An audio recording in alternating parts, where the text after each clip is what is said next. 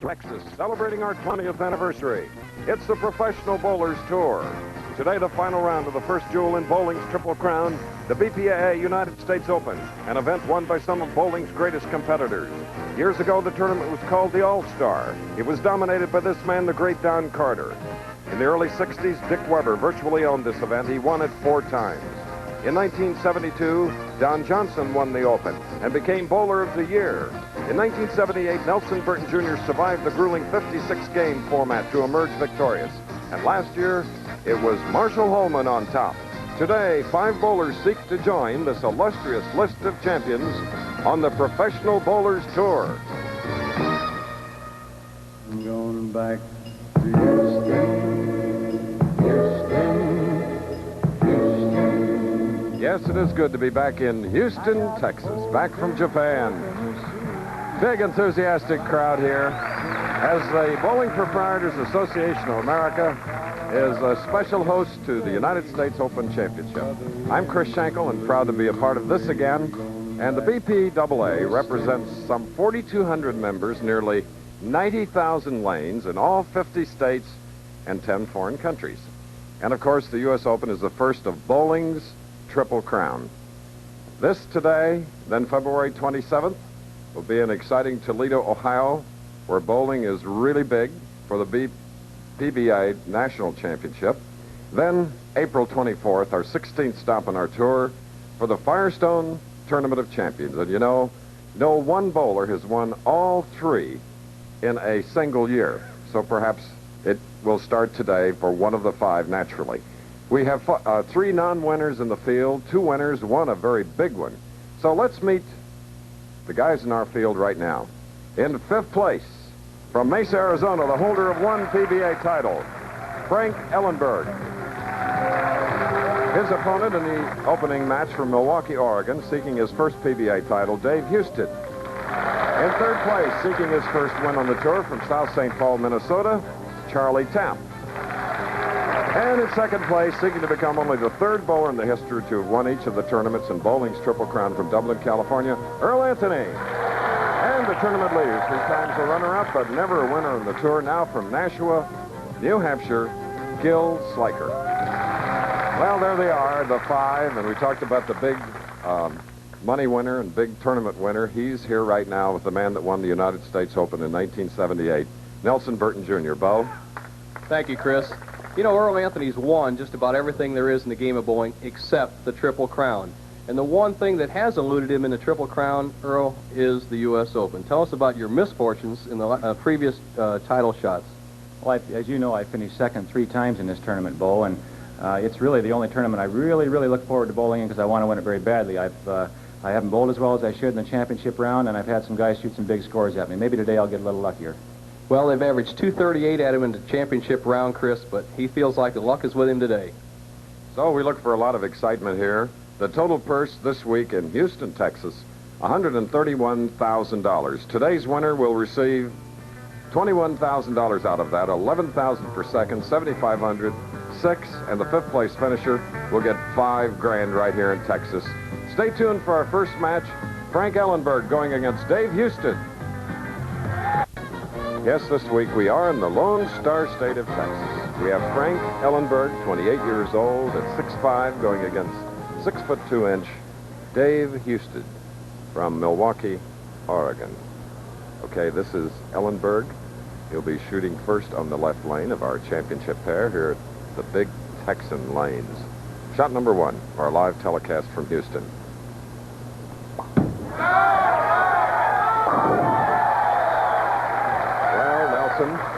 He liked the conditions on that lane, didn't he? Well, Chris, all the players that started the championship round here at 56 games last Monday said the lanes are hooking quite a bit. So we're seeing some tall players out there right now at 6'5" and 6'2", and it's the player who can keep the ball speed to keep it from hooking too quickly on the lane. Right, 21-year-old David Husted looking for his first PBA title on the right lane. And it didn't come out at all, leaving the 2-pin. A a powerful athlete, 6'2", David Husted, has great all-around athletic ability, and he emphasizes that with that high backswing, locked arm, good extension, just a little wide on the right lane. Has the 2-pin. And wasting no time whatsoever. When you get up on the approach, he covers that 2-pin, and they make it look so easy. A little bit later on, while I have a chance as we look at the stats on Husted, 6'2". He weighs 165, 21 years old. The Rolaids bowling tip of the week with Nelson Burton Jr. will be on the 3-9 and the 3-9-10. So that should help your game. Down the left lane, looking for his first strike.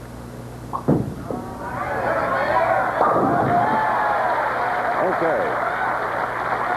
In the pocket. Back up now, hoping to double, is Frank Ellenburg. 1 PBA title, 7-year member of the PBA.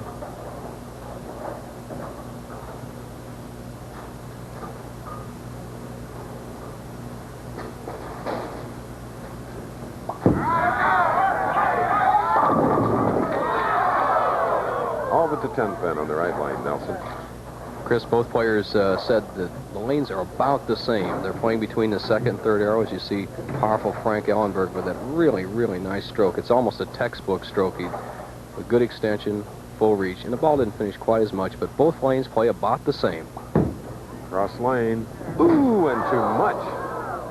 So it's an open frame for Frank Ellenburg. Tough break, Nelson. He just slid by the 10-pin, and, you know, Frank's forward is really making spares. He's been great in tough scoring conditions, such as he had here at the U.S. Open, and he always felt that his best thing that he had in his game was making spares, and there he misses a relatively easy 10-pin. Often called too tall. Well, too wide on that last shot. Mesa, Arizona. His home.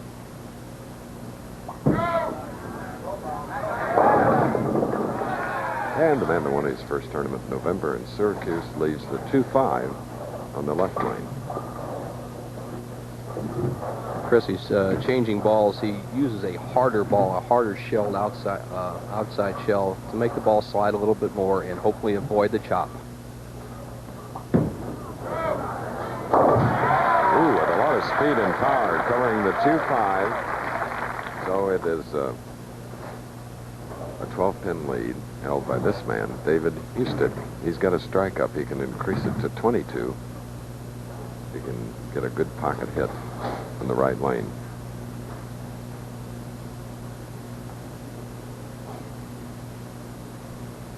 A 5 handicap golfer. Look at the checkpoints he was going through.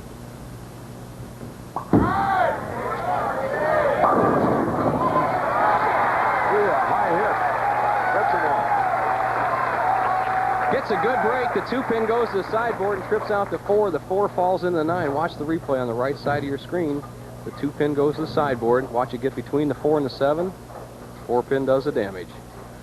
So, and earlier when he was warming up, he had Brooklyns. He had a little of everything, but he's got all 10 pins in many cases. Well, this is going to be survival of strength, Chris. All these players are in top-notch physical condition, but they have to. There's wife Michelle, David's young wife. All the players are in top shape, but the lanes require a lot of speed, and you can wear out quickly. And the 21-year-older has strung 3 and whizzes out to a 32-pin lead. We're in our first game live from Houston, Texas. There will be more action from the first match. But first, let's take this pause. We'll return. That's right. Next, ABC's Wide World of Sports. Special expanded edition, same-day coverage of that exciting men's world downhill skiing championships from Schladming, Austria. Ladies as well. And the National Figure Skating Championships. Men's and ice dancing competition from Indianapolis. That's today. Chris, the American teams have really done well over there, too. Mm-hmm.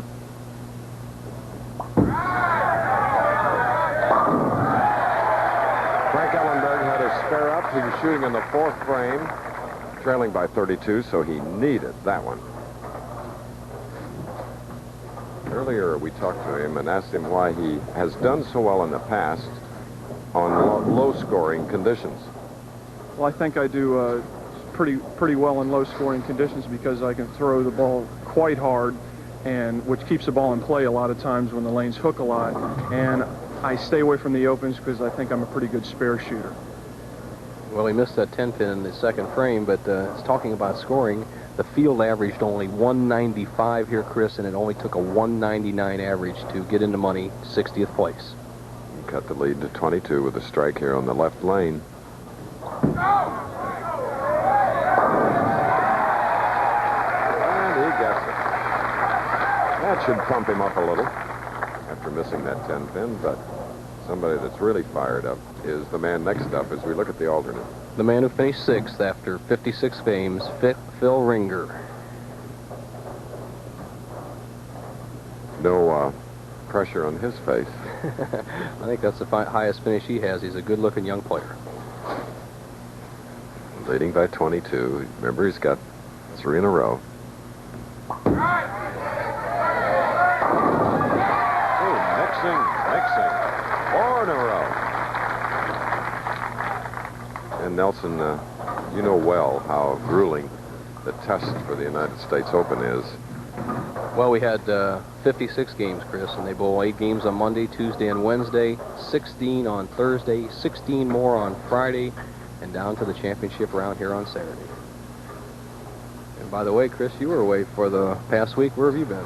Oh, little trip to Japan to do USA Japan gymnastics, which will be on tomorrow on ABC. I'll look forward to that. You're a former gymnast, so watch it. Look at that. 5 in a row. Husted just overpowering the condition using that high backswing, that great athletic ability, and just sawed the 5-pin out into the 7 in the 4th, 5th, and 6th frame. He has really put the pressure on tough Frank Ellenburg. You know, apparently he liked this pair too, Bo, because the average on the championship pair for Husted is 244. Compared to a 201 for Frank Ellenburg. But this is a good scoring pair, but you have to keep the speed up and discipline that arm swing.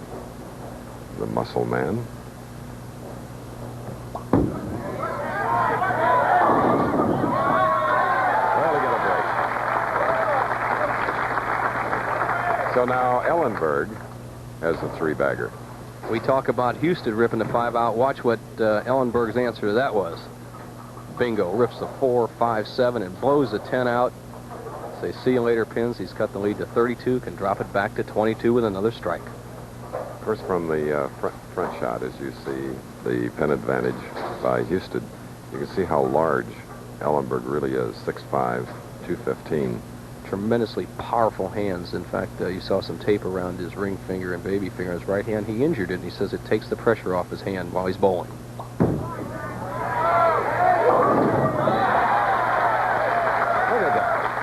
Pins are dancing all over the place. So it's a 4-bagger for him and what should be a high-scoring match. This is the man that's trailing by 22, although he's been great. And we'll be back.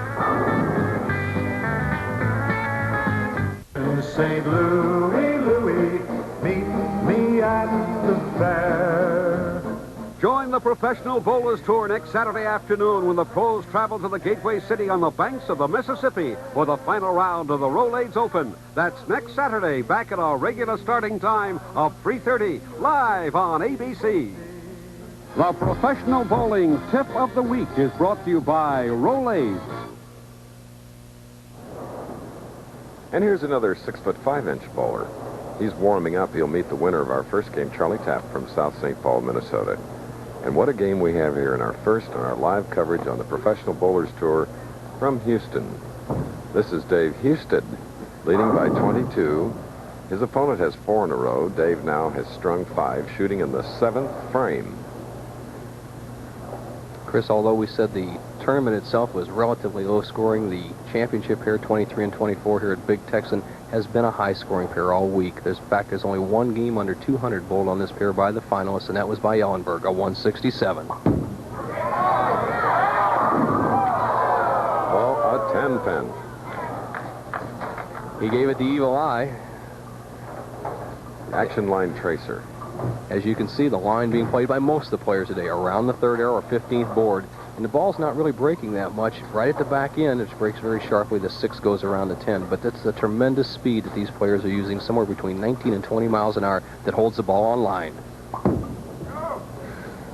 It did come back up. Looked like it might find the channel. Oh, that little bride is grim. His mother and father, Champ Husted, and his mother, Kathy, are also came down from Oregon to root their son on to possibly his first PBA title. There you see his best high was 4th. There's a tough customer sitting on that bench. David Husted has to keep the pressure on.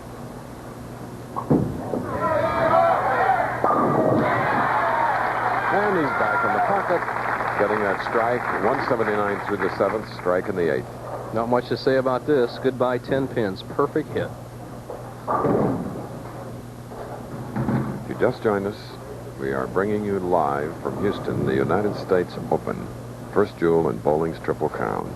3 weeks in Toledo, PBA National, and then April 24th, the Firestone Tournament of Champions.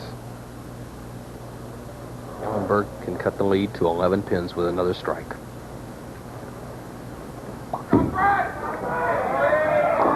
No, did not come up, leaving the 4-5. The first bad shot that either player has made, Frank just reared up at the line just slightly as he let the ball go, and having to use that tremendous amount of speed, the ball slides by. He gets a bad break. Watch the head pin go to the sideboard and actually take out the 2 pin, leaving a difficult 4-5 split. Let's watch now how Ellenburg shoots it.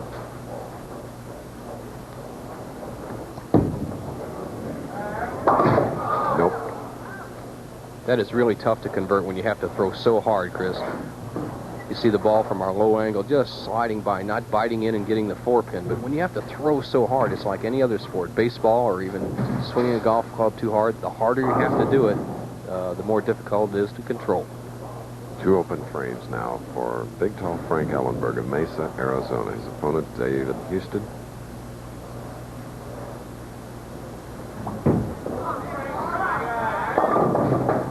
Now high hit, leaving the 4-7. Frank seemed to have just a little letdown while he's trailing by 35, came up in the 9th frame. Eased off the speed, the ball broke high, 4-7 spare. All right, that was a 9th frame spare for Ellenburg. Husted is up, leading by 35. Strike working. Shooting down the 9th frame of our first game. The winner to meet Charlie Tapp. The winner of that game to meet Earl Anthony. And then Gil Sliker, the tournament leader. Oh, he's really turning it. One thing we didn't expect is some real high scores. Now, Husted has a chance for a 260. Now, watch this high backswing and the high roll he has on the ball. Inside out swing, thumb drops down. It's that real high roll up near the thumb and fingers, and that's ideal when lanes are breaking very sharply. Has a possible 269. Well, he can keep that momentum going now. His opponent, Charlie Tapp, will have his hands full. As we have the winner, we'll give you the final score. Let's pause a few seconds to hear messages from the people who are bringing you this week's stop on the Professional Bowlers Tour. Brought to you by my new Speed Stick Super Dry Antiperspirant. Goes on so dry, you can get dressed right away. And by Foamy, the shave cream that's more than thick and rich enough for a clean, close shave. Now, to go along with the United States Open title is this magnificent trophy that any professional bowler would certainly love to have in his possession. One of ours will get it today. Okay, next, David Husted goes against Charlie Tapp. The BBT will continue after this message from one of our sponsors and a station identification.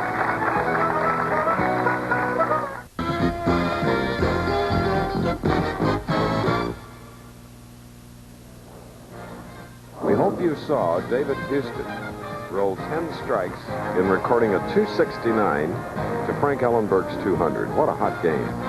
Let's see if that'll continue now as he goes against 30-year-old Charlie Tapp from South St. Paul, Minnesota. The handshake, and Houston will be shooting first. Red-shirted for a lot of his family who've come in from Milwaukie, Oregon. Chris, David Husted in tremendous physical condition. He's definitely a great all-around athlete. There's one thing we can watch for, though, with that push away he has where the ball comes outside, then wraps around behind his back. It's difficult to control that consistently for an hour and a half. Let's see what happens in this match. Left lane, first shot.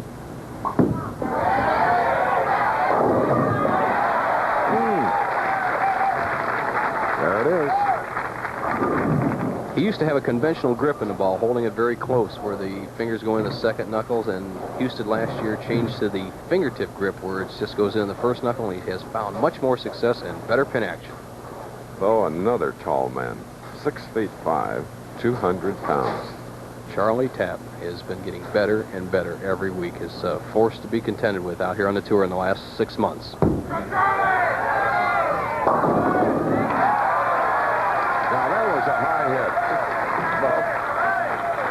He gets a good break, but he has a much different style than Husted. The 2-pin, that's the third pin on the left side of your screen, goes to the sideboard. Look at it, hit off that fiberglass sideboard, trips in between the 4-7, gets a good break and a strike. But Charlie Tapp has the down and in or straighter type line ball that we used to see in the 40s and 50s, and Husted's got the contemporary type, the big hook, Chris. There's a stat, average height, 6 feet 2 inches.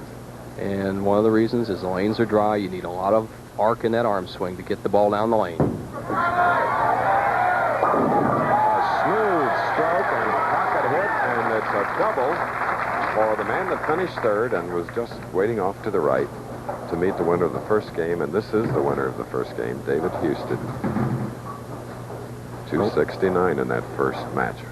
For the neophyte in the game of bowling, Chris, every bowling lane is 60 foot long from the foul line to the head pin. And when we talk about dry, that means the conditioner or oil that's placed on the front part of the lane is just in a very light amount, so it doesn't allow the ball to skid very far. You have to throw harder.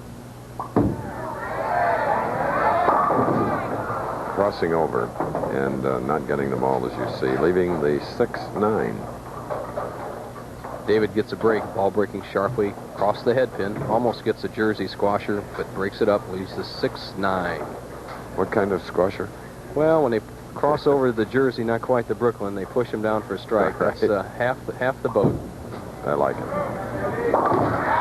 So after opening with a strike, David Husted of Milwaukie, Oregon, has marked with a spare and at the moment trails by 10 pins. If you just joined us, he won the first game over Frank Ellenburg, 269 to 200. Ellenburg taking home a check for $5,000. The winner of the United States Open here in Houston will receive $21,000.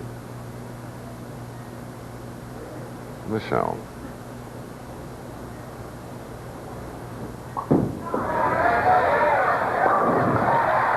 Okay, striking the third frame for David Husted. Charlie Tapp. Tapp and Husted so much alike in style, but not in release. Charlie Tapp, the down and in player, as you see the statistics on Charlie, 6'5", 200. And I'm glad he's not home right now. St. Paul's a little cold, but Charlie throws a down and in shot, almost straight ball, and David Husted revs it up, as they say on the tour, throws the pretty good size hook, but they're both playing around the third arrow or 15th board on the lane. Your home St. Louis isn't necessarily green, is it? We'll check it out in a little while. All right, there's a 3-6 for Charlie Tapp, who last week served as alternate for the championship round, the round that I missed, and I want to thank the squire from Racine, Wisconsin, Ohio, David Dials, for filling in. He did a great job, and his humor is always enjoyed by all of us. He's quite a guy. Cross lane for the 3-6. You have to watch for chopping spares when the back ends of the lane are dry. You have to throw a little harder. All right, so Tapp opened with a double and marked with a spare. Before competition got underway, we asked him about averaging 192. I averaged 192 in the first round, and I was using a soft ball. And I seen that the lanes were hooking a little bit more, so I drilled up a couple of hard balls, changed some finger pitches and some weights, and the next thing you know, everything fell together, and here I am. I guess so. Leading by 8. Spare working. This is the 4th frame of our second game. A 4-pin. It's the first time anybody's left the 4-pin and didn't actually trip it out with a 2-pin. Charlie hasn't gotten the good break that everybody else got on that hit. He carried this hit in the first frame, 2-pin to the sideboard, knocked out the 4-7. This time it just hits the 7-pin. Up and warming up to meet the winner of this game is the great Earl Anthony. Charlie Tapp. Rather short approach. All right. Beautifully done. Great form. 7-pin lead by Charlie Tapp. We're in our second game. Right now there's a pause in the action here at the Big Texan Lanes in Houston. We'll take a break and then come back.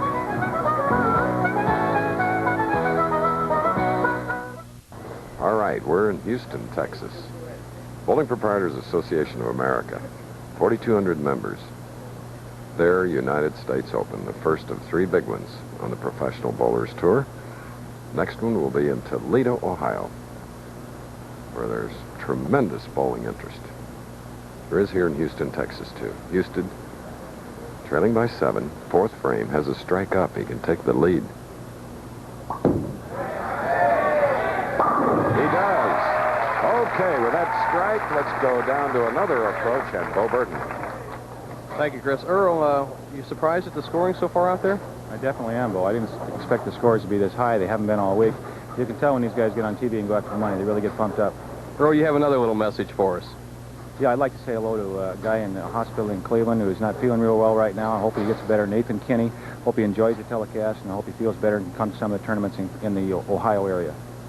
Chris, a real champion always thinking about the other guy, Earl Anthony. How true.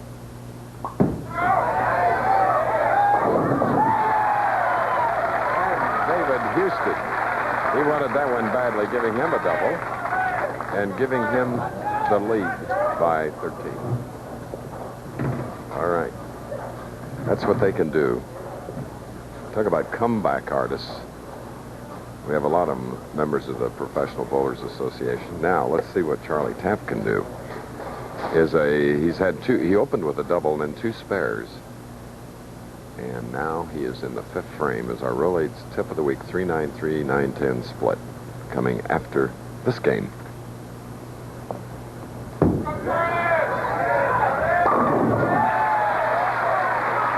you are. 6'5" Charlie Tapp, who averaged 204 on this championship pair.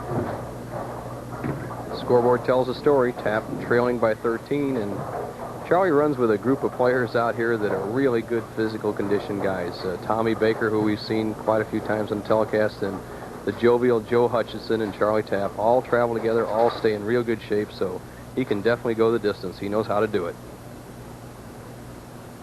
Okay, now with a strike here on the left lane in the 6th frame, he can cut the lead to 3.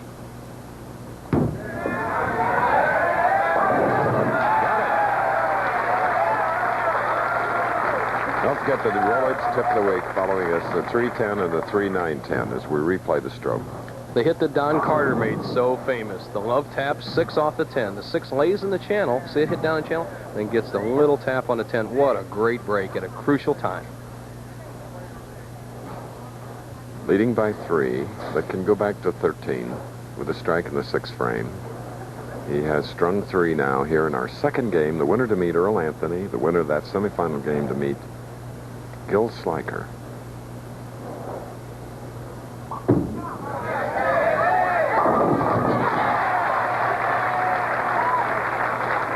Pressure on, and Husted, who had that 269 in the first game, has now strung 4.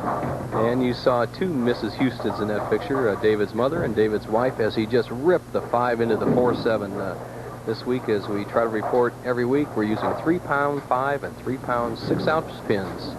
The Pro Bowlers Tour always use the pins that the normal league bowlers use in the particular center that we're bowling in. Look at that concentration.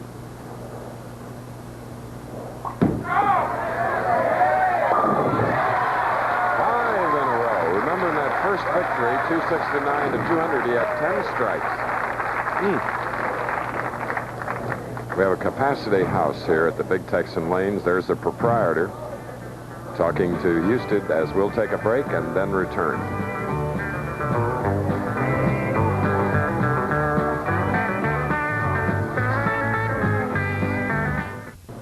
We're back again in Houston, the United States Open. We are live. We're in our second game, another exciting one. David Husted is leading this man, Charlie Tapp, by 23 pins. Charlie has a double-up shooting in the 7th frame on the right lane now. There you see last year and then this week. And the average on the championship pair on which the U.S. Open is contested. Now he has a leave of 7 pins. Charlie Tapp, 6'5", 5-step delivery, just short, methodical steps. Everything in real good position, shoulder high arm swing, good follow through right near the foul line. Didn't really get a good break on that ball. The head pin went to the sideboard, took out the 4-5, but left the 7.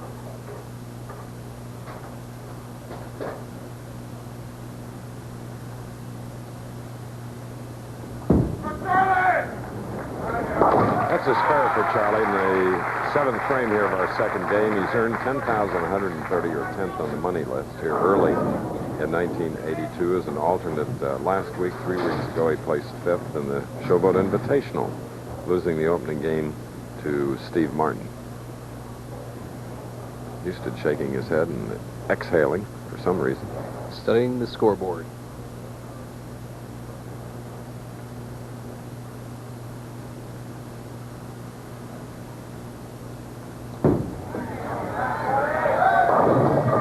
The bucket, 2, 4, 5, 8.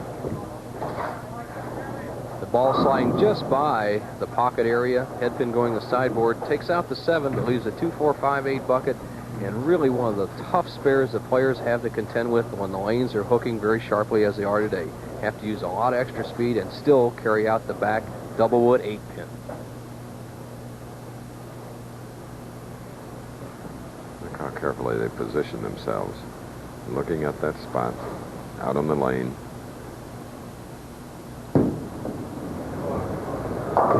Nope. Leaving the 8. And that doesn't help morale. We said he had to use the extra speed to cut down the hook. He cut it down, but he didn't carry the back double wood 8 pin. We just talked about that. He knocks out the 2, 4, 5. Leaves the 8. The door is wide open for young David Husted. David Husted, 16 of 19 strikes. It's great.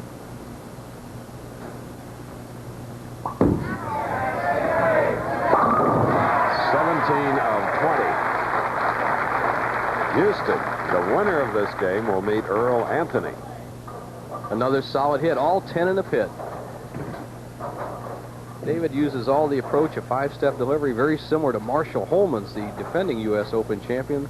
And that tremendous extension, you see how his body extends through the shot. His follow through is almost 5 feet out over the lane. Very important when the lanes are hooking. 18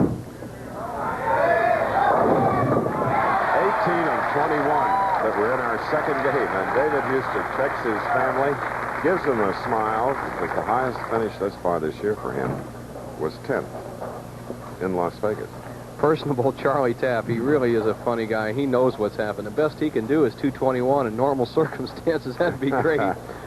But David Husted has a possible 280 following up the 269 he had in the first match. It looks like he's going on to meet bowling's all-time greatest, Earl Anthony. And, of course, still snickering from Tapp's sense of humor.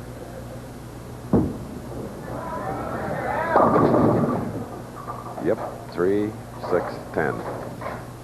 Well, that shot emphasizes what can happen if you just ease up when the lanes are in this top competitive shape where you really have to put some steam on the ball. Charlie just stroked that down very relaxed, had no control of the ball, but this is somewhat like the bowling tip of the week we have this week, Chris. The 3-10 is our baby split tip. There's the 3-6-10, almost the same shot. That'll be coming up following this game.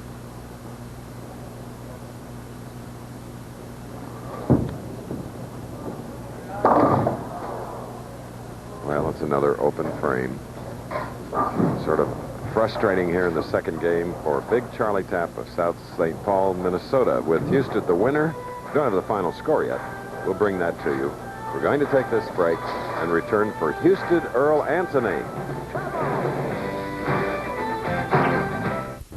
And here in Houston, Texas, another big game for Dave Husted of Oregon. This time a 258 in defeating Charlie Tapp, who shot a 189. Now, it'll be Earl Anthony against David Husted. But before that, Nelson Burton has a tip for you that'll help your game, I'm sure. It's a tip on the 310, the baby split, and the 3-9-10. So watch, because Bo's a great instructor. Here it is. The Professional Bowling Tip of the Week is brought to you by Rolaids. Today's tip involves the most common split combination in the game of bowling, the 3-10 baby split and its sister split, the 3-9-10 double wood combination. The 3-10 split is also the easiest to convert in bowling. This is a normal angle and opening as seen from the right side of the approach. On the left, the shorter line indicates the decreased angle when rolling from the left side of the lane. Rolling from the left side gives the bowler the best chance for conversion of the 3-10. In order to convert the 3-9-10 sister combination, there's one thing you have to remember. Move to the right on the approach. This reduces the angle on the 3-9-10 and also reduces the deflection as the ball enters and carries out the 3, 9, and 10 pins. You must move to the right on the approach and move your target to the extreme right on the lane, because it is impossible to consistently carry out the double wood 9 pin without reducing the angle. So the thing to remember in today's tip is for the 3-10 baby split, play it from the left. For the sister split, the 3-9-10 double wood combination, play it from the right. We asked Roger Staubach to...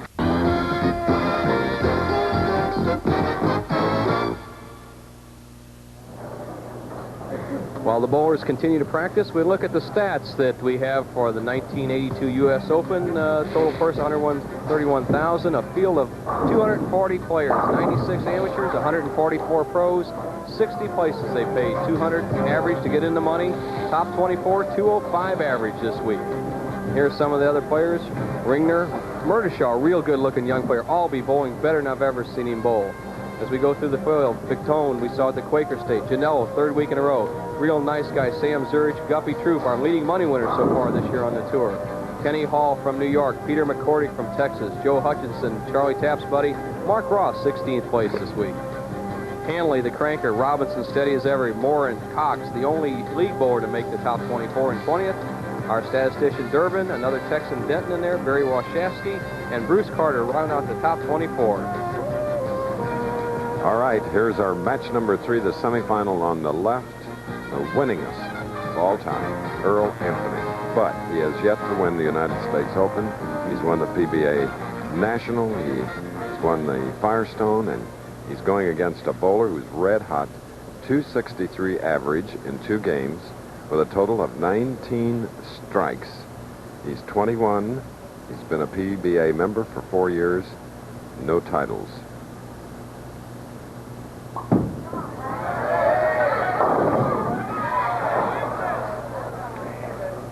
Well, this time leaving the 2-7. We talk about the psychology of bowling as we see Husted sliding by on the left-hand lane, leaving the 2-7 split.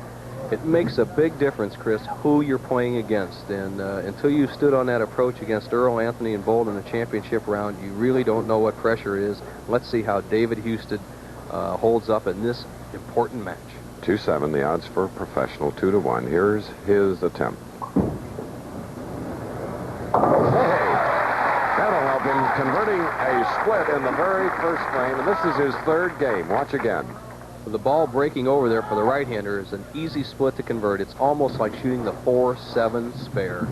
Hit the 2-pin, let the ball take out the 7. Now Earl Anthony, who will become the first $1 million earning in bowling. He's 39,000 away coming into this match. And he leaves the 6-pin on the right lane. Earl said that both lanes are about the same for him. He's going to play the same type of line he played all week, the outside trajectory right near the left channel, and a nice, smooth, even roll. Look at that, 13 years, a PBA member, and averaging nearly 3 victories a year. So it is a spare, and we are even after 1 frame, and there's Susie, Earl's wife.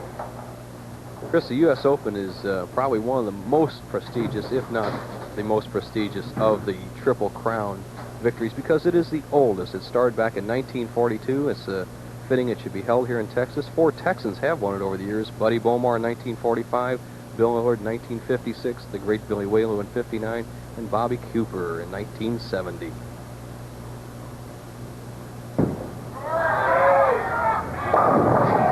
All right, leaving the 7.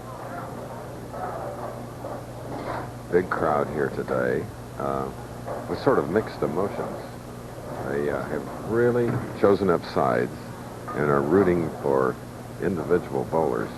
I noticed one group that were sort of negative toward Earl in that last frame. He noticed it too and gave him a dirty look. Well, he lets his bowling ball change the crowd around sometimes. Yes. Fortunately, it hooked too much on him, and he now has an open frame in the 2nd. The one danger you have of a dry lane is you have to use a lot of ball speed to keep the look at his eyes. He can't believe it. He knew it when he let go. He knows that lane's dry. Earl does not throw as hard as these other players. He has that short, methodical backswing. The ball just slid by. Susie Anthony shows her dismay.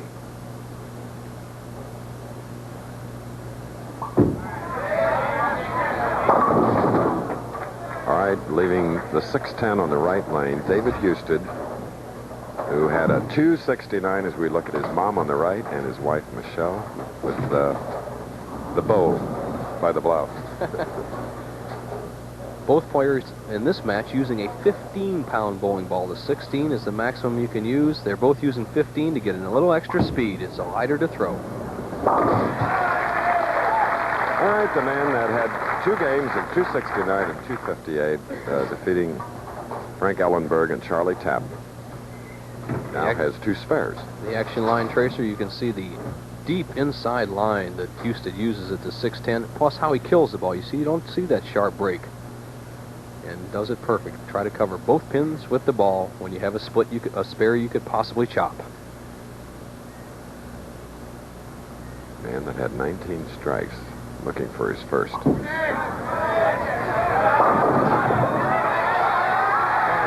it all the way across the lane to take out the 10. A replay.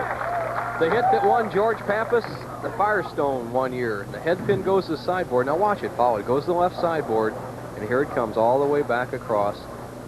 Knocks out the 10. Pin that has to travel a long way in order to do that. You can only carry that on light plastic pins. Earl leaves the 10 pin on the right lane. Earl in the pocket all 3 shots. Left the 6 pin the first frame on the right-hand lane, the 7 pin which he went by in the 2nd frame, and the wall shot 10 pin here in the 3rd. Has had no good breaks so far. Earl here for the first time trying to win the United States Open, having his troubles here in our semi-final game. And the winner of this match will then go on to meet Gil Sliker. Here's Earl Anthony's strategy on the championship here. As you can see on lane 23, he's going to play it just as he did all week, outside near the channel. On lane 24, the same thing. He said if he gets in a little trouble near the end of the match, he might try a new ball. Next week at the Dick Weber lanes, Earl will be the defending champion of the Rolaids Open.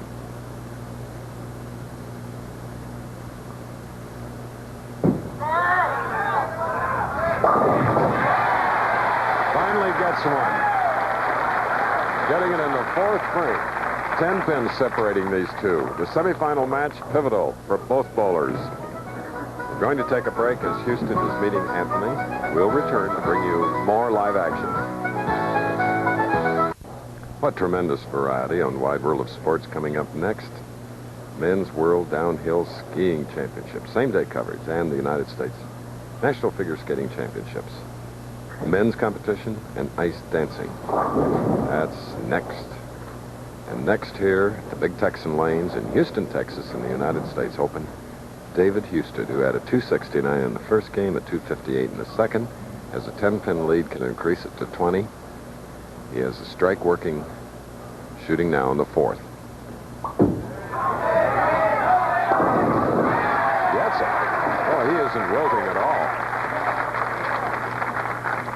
Mother and wife approve of that shot, and Husted is just awesome when he can keep that ball thin in the pocket, drive the 5 over into the 4-7 area. He has a tremendous revolution on the ball, upwards to 15 or 16 revolutions as the ball leaves his hand from the foul line to the pit, and that's what gets the great pin action. He's not only out bowling everyone here, he's out familying everybody. He's got all the family here. His dad's here. His dad was a great bowler in the 50s and 60s and a bowling proprietor in the Milwaukie, Oregon area. They call him Champ. And he gets another one. This program is being brought to you as an exclusive presentation of ABC Sports. Let's pause 5 seconds to allow our local stations to identify themselves. KSTP-TV, St. Paul, Minneapolis, Channel 5. We're back again. Now Earl Anthony, who needs to string him against this red-hot David Husted. Strike up, must in the fifth.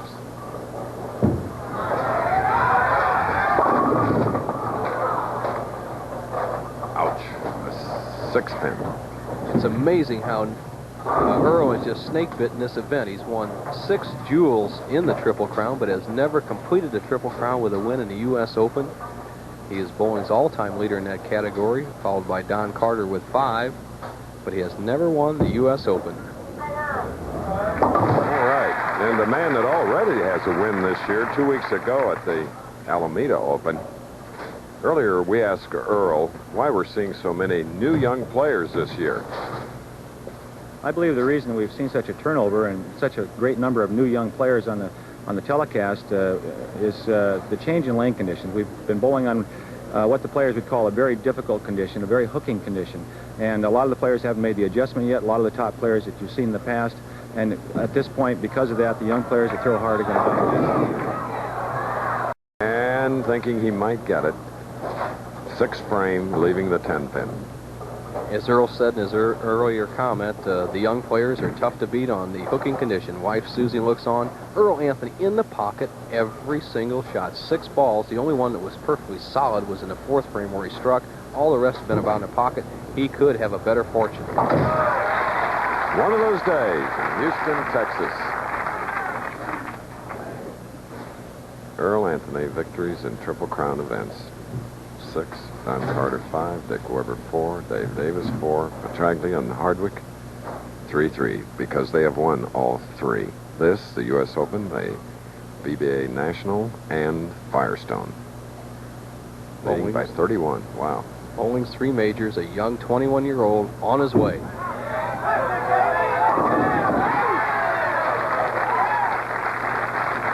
David Husted. The action line tracer shows that David Husted hasn't varied his line in the matches so far. He's still around that 3rd arrow, maintaining that speed and just overpowering every opponent. He now has Anthony with that swisher strike there, down 41 pins through 6 frames, can make it 51 with another strike. He has stroked 23 strikes.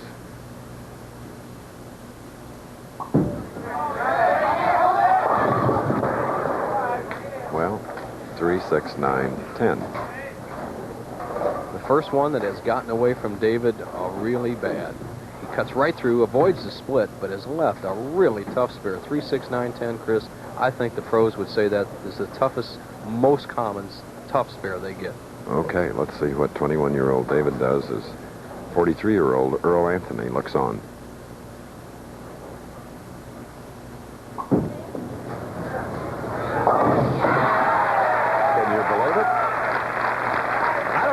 The 9-pin, Chris. The ball didn't look like it did it.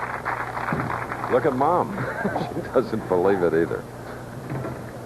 Tell you, when things are going right, they go right. John DeLisa, our director, will show us why it happened. There it is. The ball just nicked the 9-pin. What a great break.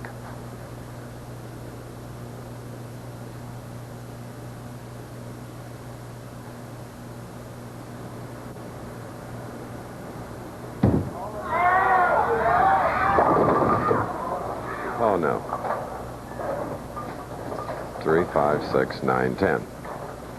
Shoot the half for Earl. He's got the what they call the loaf of bread on for the right-hander. Steady Earl Anthony. We've all seen this profile many times. He has the short backswing, though, which is really against his natural style when you have a dry lane condition such as this. Let's see if he can convert this tough spare. Oh, yes. I don't recall ever seeing that on our telecast. Maybe it did happen, but nevertheless, they're gone now. Scoreboard shows Anthony trailing by 42. Susie knows the situation. Earl is in a must-strike situation. He has a possible 2-12 game. He would force Husted to at least mark in the last 3 frames if he can get striking.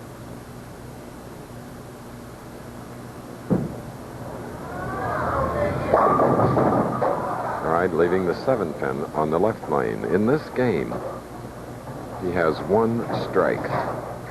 He has an open frame.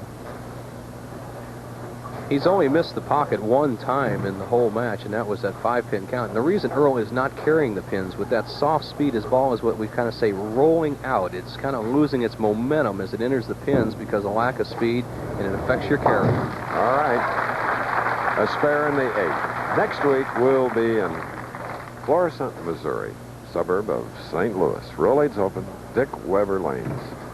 And then 2 weeks from today, back to Peoria, that River City, for the True Value Open. Then the PBA National Championship in Toledo, the 27th, followed by the Greater Miami Open. David Husted, who won the first 2 games, has left the 10-pin on the right lane in the lead over the great Earl Anthony. Husted just has to mark in these last couple of frames to go on to the championship round against Gil Sliker. And Chris, looking at that graph with Miami, I think the players after that swing up north are going to be glad to get to the sunshine.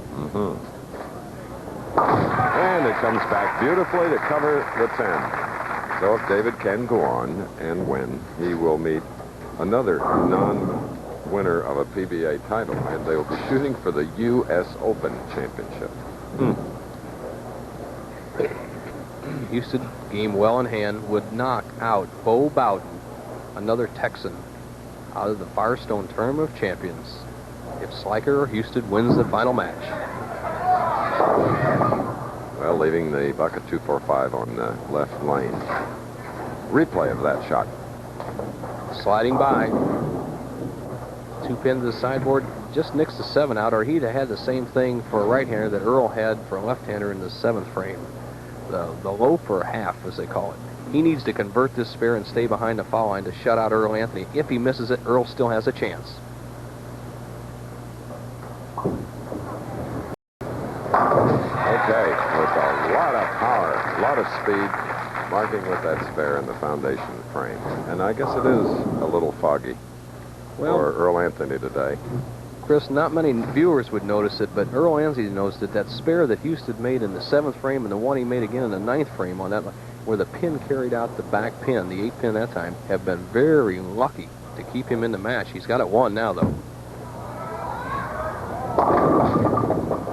You won't see many Earl Anthony games bowled where he has had 1 strike up to this point. Earl with the 5, 6, 10 standing, the headpin comes to sideboard, knocks out the 6. Normally, if we would say the ball wasn't rolling out because of the dry lane condition, would have carried that out. Earl would have to develop more speed in order to keep the ball in contention. That shows you that the great professional that he is converting the 5-10. Well, the moment of greatness right there.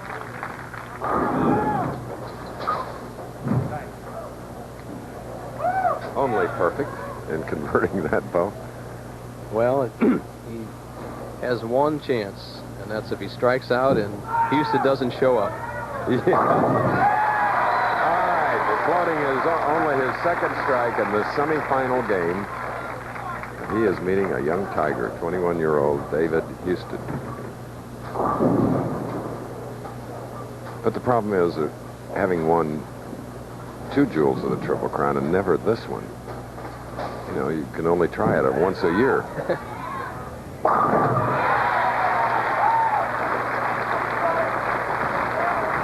Earl with a possible 189, but if you look back at the game, he really only made one errant shot out of the first 11 balls he's throwing down here, and that was the 5-pin count he got in the 7th frame. Really, Earl has had misfortune in this tournament. Bowled a good game. He's still only going to be in the 180s. All right. Disappointing 188 for Earl Anthony here, going against David Husted. Refreshing David Husted from Milwaukie, Oregon. And there he knocks them all down again, David Husted. And of course, he will be meeting Gil Sliker for the United States Open Championship. The Professional Bowlers Tour will continue after this message from one of our sponsors and station identification. Match now. David Husted, who's averaging 252, 3 games, 3 victories, goes against Gil Sliker for the United States Open title. 2 non-winners going for that prestigious award. Here they are. That is Sliker on the left, and of course Husted. If you've been watching, you know about his tremendous shooting. 269, 258, 229, and eliminating Ellenburg, Tapp, and Anthony. Anthony earning $7,500. The winner of this gets 21. Runner-up, 11,000. It's amazing that Sliker would let Husted start the match after Husted's won every match, finishing on the right-hand lane. And that's the way he loves to start. David Husted. And now your first chance today to see Gil Sliker, the 31-year-old bowler who is now living in Nashua, New Hampshire. He's from Washington, New Jersey.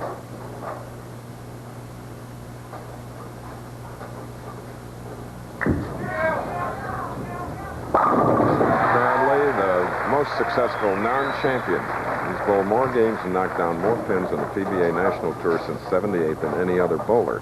3 second-place finishes, losing each time by less than 10 pins. And he really is a champion in my heart, Chris. Gil, when he first came out on the tour, was his wife Crystal looks on.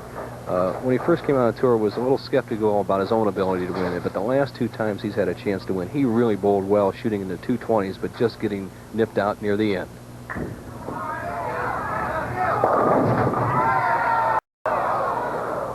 Wobbly, but not enough. 2-pin to the sideboard, and as we often see, trips out the 4 and the 7. This time it doesn't quite get the 4-pin. Could have been a great break early in the match for Sliker.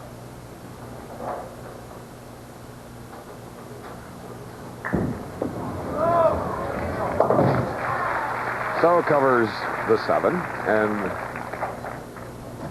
for Sliker, a strike and a spare. Husted now has that strike working. There you see his best previous Open finish, 36th in 1980. PBA member for 4 years. Sliker has been a member for 11.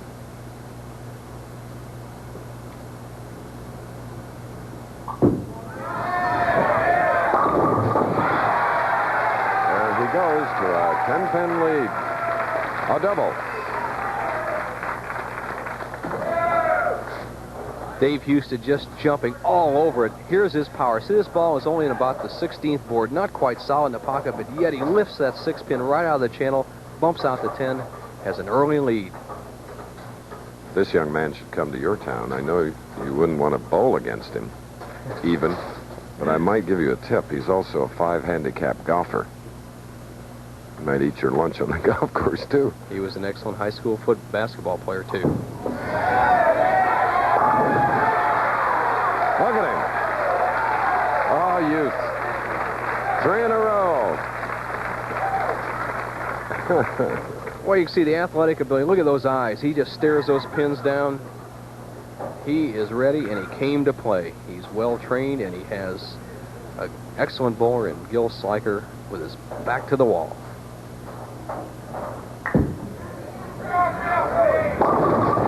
And a bucket on the right lane, 2-4-5-8. Sliker not getting all of the ball as he lifts through. He's been sitting over for an hour now, and he's not quite warmed up. You need the speed and power on this pair. Gil kind of dominated this field all week long for 56 games, but right now he has his back to the wall. And you hear that little popping as his fingers coming out of the ball, Chris. He uses very tight finger holes. Okay. Strike and 2 spares, and trailing by 24. Husted, his opponent, has 3 in a row. We are in our United States Open Championship game. 1 game, head-to-head, 2 non-winners. We had that happen once before this year, 2 non-winners in the finals, Jim Miller and Pete Weber. Miller winning. The 4th week out of 5 that we will crown a new champion. We said at the beginning of the year we'll see some different faces. We've definitely seen them in the month of January. There, he had a good hit. A strike for Gil Sliker. We're running a little bit behind, so we're going to leave the live action, bring you back up to date as soon as we return, which will be very, very soon. Oh, when you're hot, you're hot.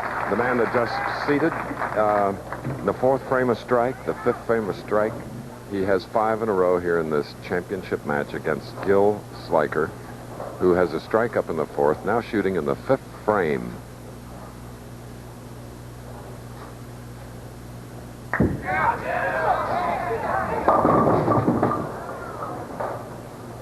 Gil Sliker just can't seem to generate the speed here in this championship match. Going high, leaving the 3-6-10, really has his back to the ball. Even with a conversion here, he will trail by 44 pins through 5 frames. Let's face it, David Husted has been totally dominating so far, Chris.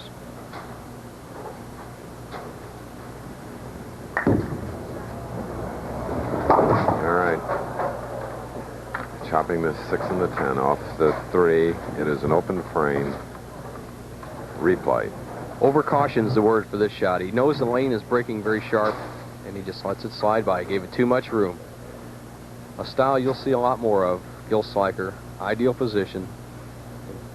Just lets it go. Nice, smooth, good knee bend, but didn't get the desired result on that shot. All right, getting a strike in the 6th frame of this championship game. His first opportunity to be a tournament leader. There's his lovely wife, Crystal. And David Husted now will be up and stroking. This man has maintained the speed. Over the years, we've seen a ball speed of about 18 miles an hour winning major championships. This young man has maintained close to 20 miles an hour all day long and shows no sign of weakening.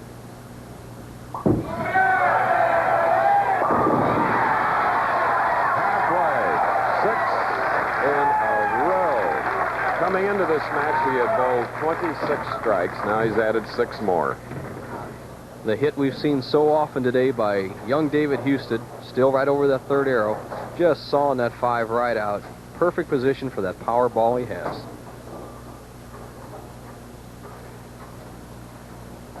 Left lane.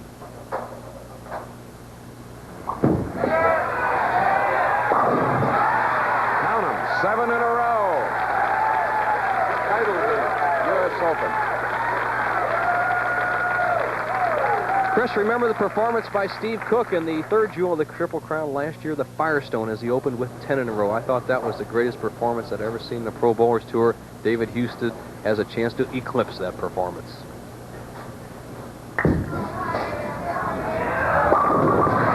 Well, some consolation, trailing by 76 to put together a double for Gil Sliker. Sliker, trailing by 66, has an outside chance to still win this match, but he must strike on every ball from here on in.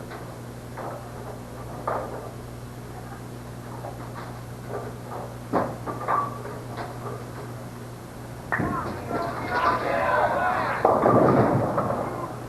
right, leaving the 3-6 and hearing that thumb popping coming out of the bowling ball hole, our longtime audio engineer, I think he needed a rest, so he went into the hospital for an operation. We're kidding. Jack Brandis is not here today because recovering from surgery. We wish him well. Hope he gets back soon. But another member of the varsity has taken his place, Jimmy Davis. Gil getting a break, just knocking the 3-6 off, but he's actually just trying to get out of the way of young David Husted. Turn to bowl. He's got 7 in a row. 8th frame.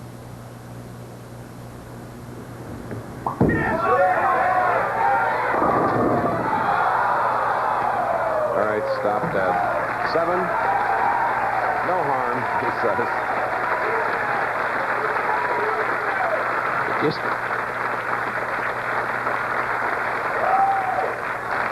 the first time the light hit has failed David Husted. He just rips the rack out, leaves the 10-pin, and you saw that man in the back standing up. That was his pop, Chris. Yep, champ, Husted. Big thrill to see a family, to see a son perform with such excellence through all the games. Well, I think that nickname of champ is going to pass on down through a generation right here.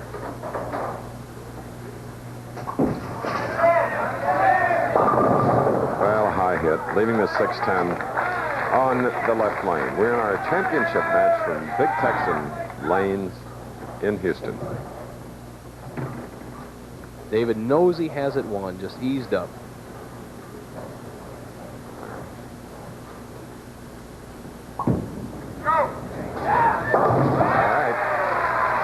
Foundation frame spare for David Husted, who is leading by 65 pins.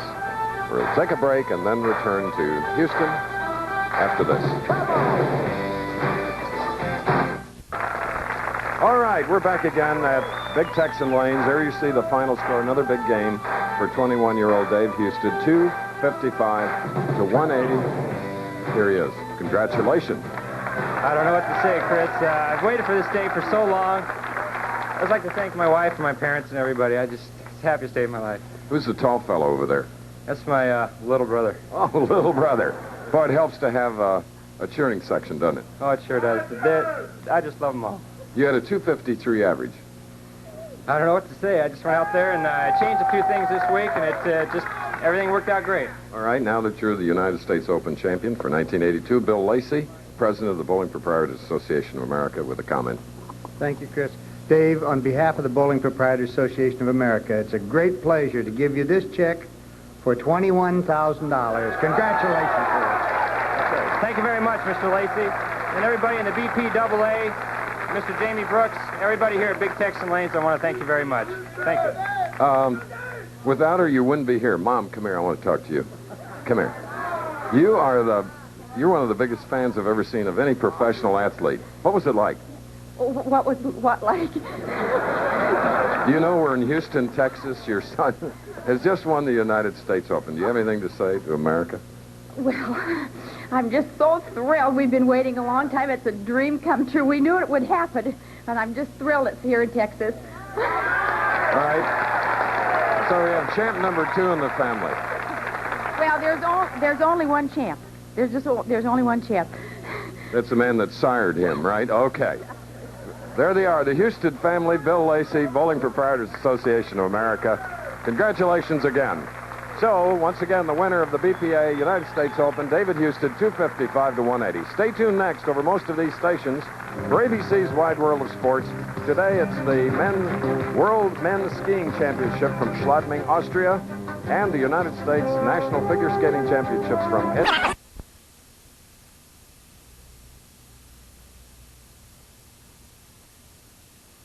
He'd do well today, but Bo with a 4.710. That's an awful way to start. The important thing on this pair of lanes, very high scoring, is to keep the ball speed up. Cross lane is a tough spare, 14 to 1 for the pros, but you have to keep the ball speed up or the ball won't set in the pocket. Born and lives in Akron, Ohio, home of the PBA.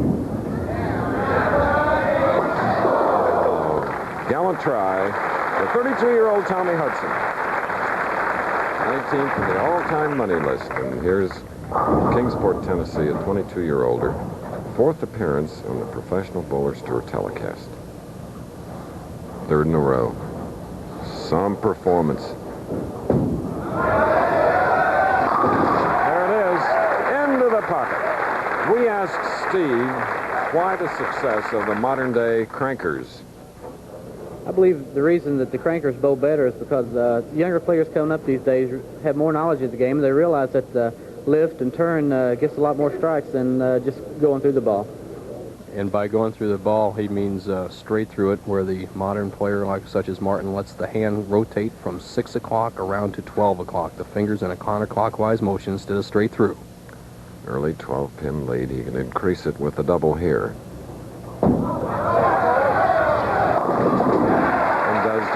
that. A double for Steve Martin, leading by 22 pins, and Hudson in navy blue and lemon, ready to go in the right lane after a tough break in the first frame, now shooting in the second.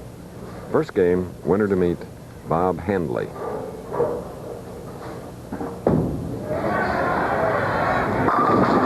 That's more like it. Earlier we asked Tommy about the lane conditions favoring the big hook or the crankers. Well, the conditions that are conducive to the strong ball are usually the urethane finishes. In other words, the hook more and the strong ball overpowers the conditions, and I think that's better today. And most of the lanes we bowl on have a urethane base compared to the lacquer base we saw in the 60s and early 70s. All right. Tommy Hudson on the left lane, where he came up with a split first time. Made a beautiful adjustment now. That double, trailing by only 12 pins as Steve Martin at 5'6", 170 pounds, is back up. Steve's wife, Kim, is here. Tommy's wife, Barbara, is here.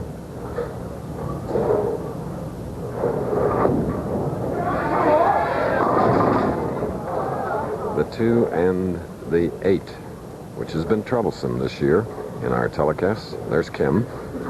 Chris, we have seen a lot of 2-8 combinations. The reason being is the sharp breaking hook or the big crank ball, such as Martin rolls, breaks very late at the back end. And if he doesn't get it started toward the pocket at the right time, it finishes behind the head pin, usually leaves a 2-8 combination, sometimes a 10 pin with it.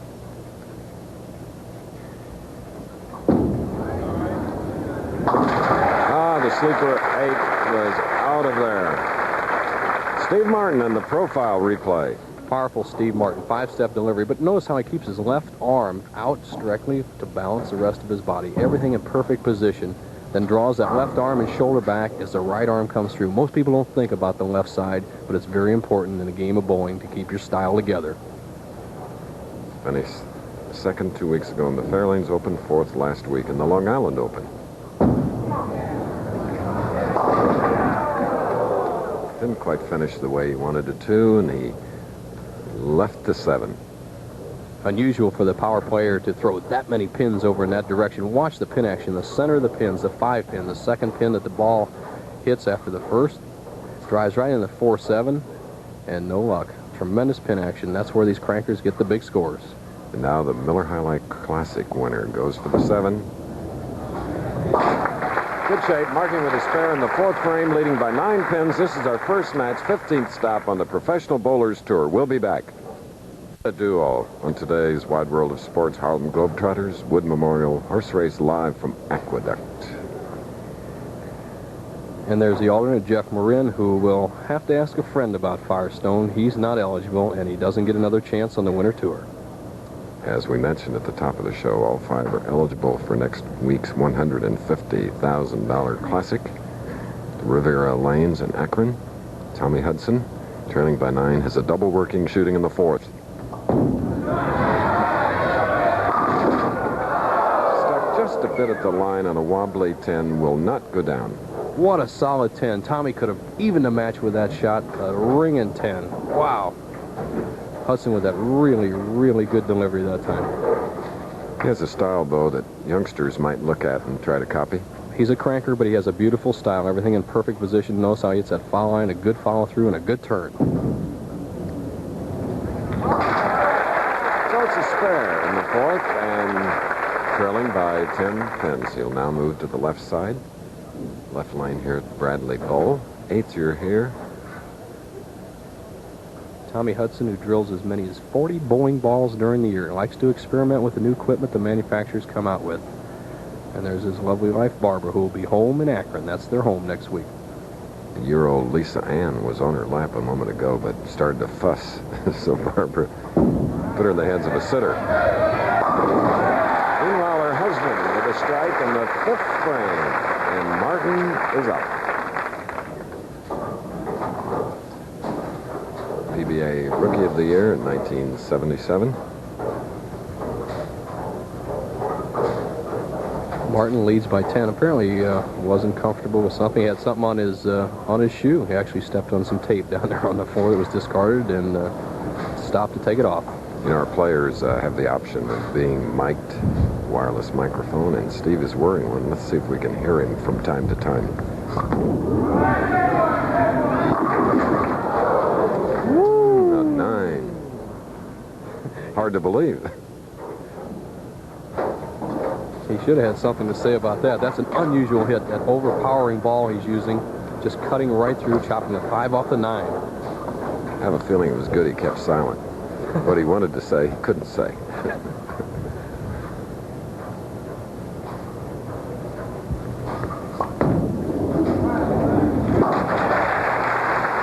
Well, he showed you how to cover a 9 pin, and looks to Frank Esposito and Harry Golden, hands in the air like, what can a man do? Well, you can come back and strike now. In the next frame, he'll be shooting in the 6th, the 9-pin lead, first match. The winner's opponent is warming up, Bob Handley.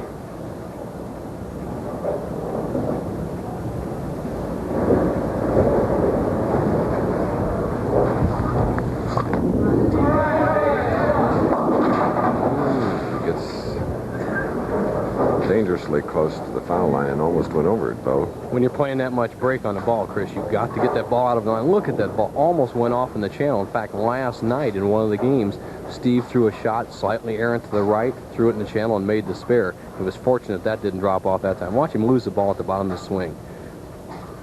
Didn't get it all. 1-2-8. Ooh, got it. Spare in the 6th frame as Kem Martin watches. Expecting. And Tommy Hudson. A man who has really worked on his game. Had a little problem beginning of the year with his health. He had the flu and couldn't quite get it together, but the last 4 weeks he's been really sharp.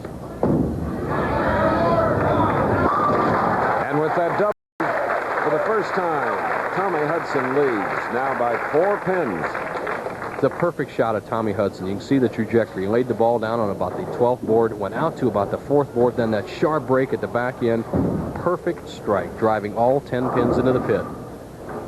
Tommy leads by 4, double working 7th frame. It's our first match live from the Bradley Bowl, Windsor Locks, adjacent to Bradley Field. Waiting to hear first 707 today. Come overhead.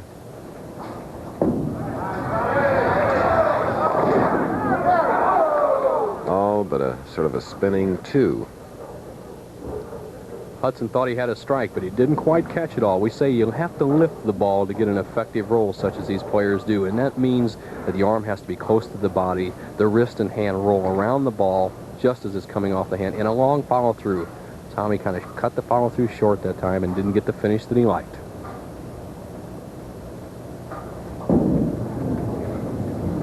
A little right to left to cover the 2-pin. That was a spare in the 7th frame, a 3-pin lead by Tommy Hudson. We'll be back after this.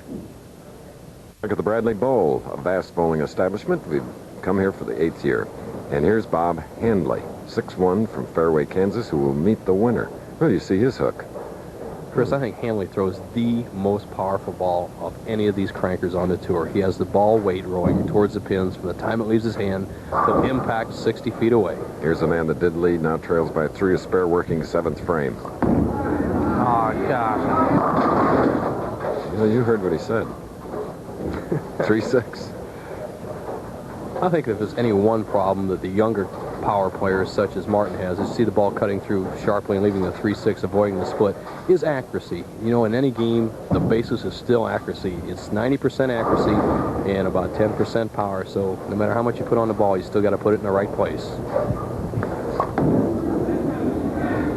So Steve Martin of Kingsport, Tennessee, showing us how today to shoot spares. He opened with a double, spares ever since, trailing by 5. He'll now shoot in the 8th frame of this first game. Then Bob Handley, Wayne Webb, and the tournament leader is Mark Roth. Wife Kim, who's getting used to the television sets being on almost every week. And Martin goes over to the other alternate lane to get another ball. He doesn't like the way this one's reacting, so he's getting one that doesn't hook quite as much.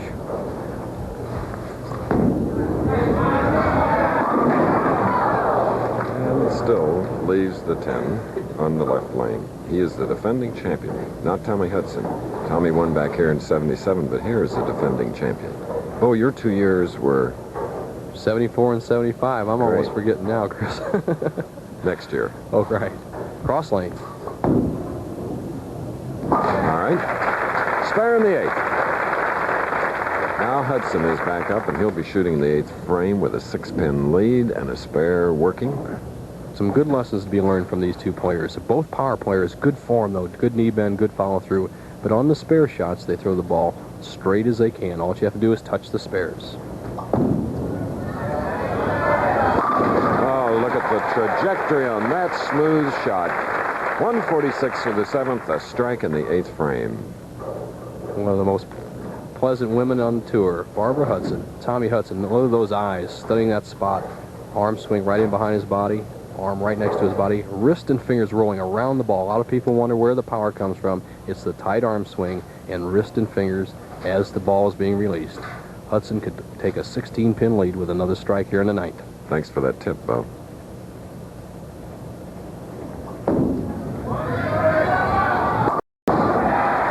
Seesaw battle. At one time, Tommy Hudson trailed by 22.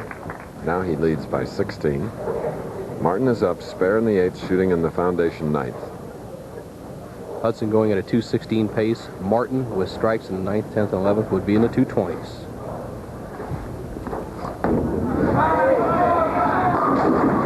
Hit it! You idiot. Well, we've heard the 10-pin called a lot of things. First time, an idiot. That frame was very important for Martin because right now the best he can shoot is 209 if he strikes in the 10th and 11th and 12th frames. That would just force Hudson to mark. Martin with a spare here and a double in the 10th would force Hudson to mark.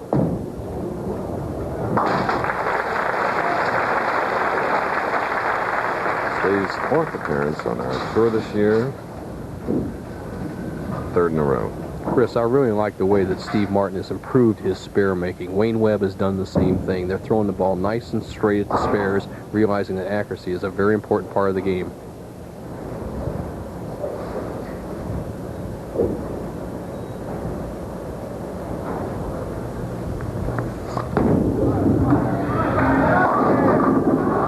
And another 10. His 3rd consecutive week 10. You know, in the 8th frame, he went over and got another ball that didn't hook quite as much. And all 3 shots didn't finish. Watch the 6th pin, the 2nd pin on the right-hand part of the screen. Just lay down the channel. Doesn't get the impetus and drive into the 10 pin. And that particular shot's going to cost him the match. So, in this match where we've had only one open frame, that was in the 1st with our leader, Tommy Hudson. Very unusual to see a game like Steve Martin is bowled. He started with a double and has not gotten another strike since, Chris. A clean game with a double, and yet only in the 190s. Not the type of scoring we expected. Okay. 3-6-10. Doesn't matter now. Well, it's still $4,000 for Steve Martin as Tommy Hudson with that double up. Martin with only 2 strikes.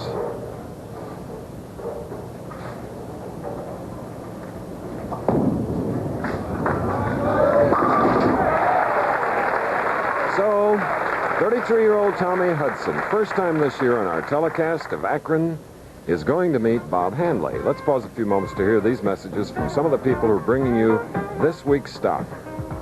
Next, Tommy Hudson versus Bob Handley. Pro Bowlers Tour will continue after this message from one of our sponsors and a station identification. And here at the Bradley Bowl, Tommy Hudson with 9 strikes, eliminating Steve Martin 236 to 196. And now it's Hudson against Bob Handley, who won his first PBA title this year. That'll be our next match, and the winner then will meet Wayne Webb. What a field today. 5 power bowlers, 5 hookers, and the biggest guy that moves it from right to left is up on the approach right now. Powerful Bob Handley, the maximum ball. He throws more ball down to the back end and gets more strikes than any player on the tour. Watch.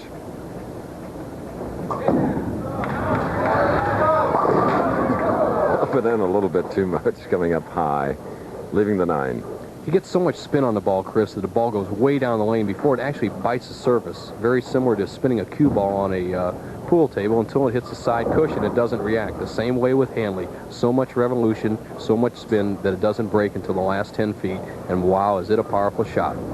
Third time on our telecast this year. He won the ARC Alameda Open, 9-pin. All right. He's 6'1", 165.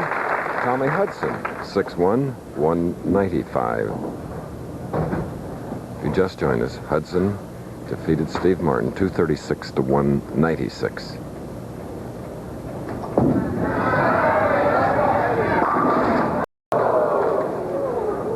The crowd reacts here with an 8-10 standing. We've seen every solid tap in the game of bowling except the 7 today. We've had the 10, the 9, and now Hudson's 8. Watch the ball cut right through, chop the 5. The third pin the ball hits, straight off the 8-pin. That's maximum power. Very little deflection on the ball. An unusual hit, but not too tough for the pros.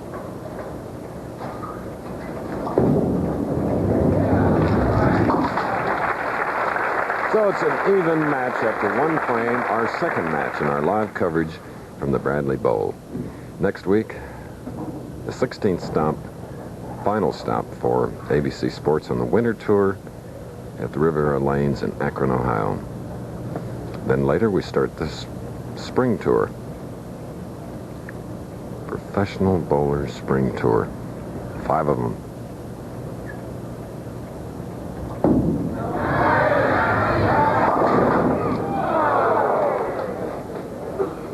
Pin. If Tommy didn't have any bad breaks this game, he'd have no breaks at all. Both shots excellent, the solid 9, the solid 8, and then the swishing 7. Tommy's really bowling well. He's so well practiced, and after winning that first game for Martin, he's loosened up and he's throwing the ball as well as I've seen anybody on TV this year. Keeps his fingers together in the ball to reduce the spin.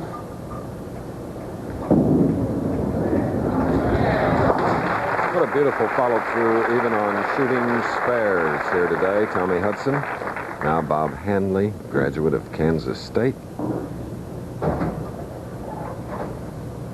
Bob had a sore leg muscle Monday and Tuesday this week, and he didn't even know why it came about, Chris. And he said it just bothered him at all times. Sometimes when he's bowling, sometimes he's just sitting down, and it went away on Wednesday, and he just hoped it doesn't reoccur today again.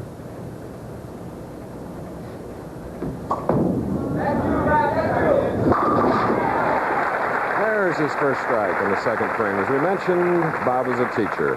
We asked him why he left that profession to go on tour. I enjoy teaching. However, I had a childhood dream to come out here on the Professional Bowlers Tour. And this year I have somewhat realized my dream, and maybe someday I'll go back to teaching. The man, an excellent bowler, and I imagine an excellent teacher, Chris, and he's really coming into his own out here on the Pro Tour. He's using that great education of his and applying it to the game of bowling. He's getting better every week. Taught accounting, business math, and even typing. Oh, he liked that mixing double. They're giving him an 11-pin lead here in our second match.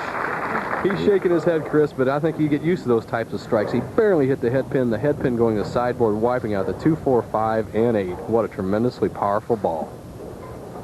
Now Hudson with 2 spares, shooting in the third frame.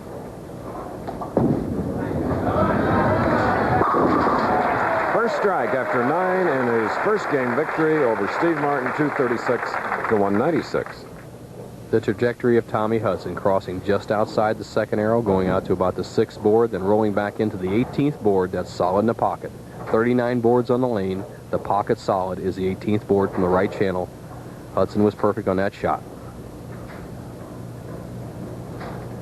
Last June, PBA double champion with Pete Couture.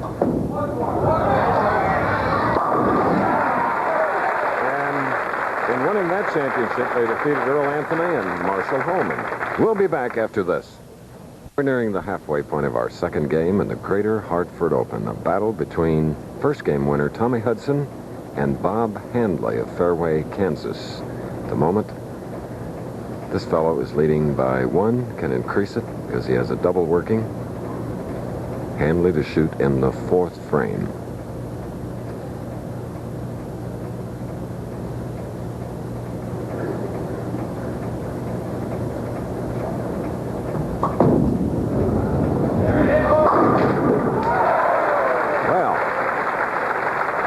amazing, the action on the pins as we replay the hook.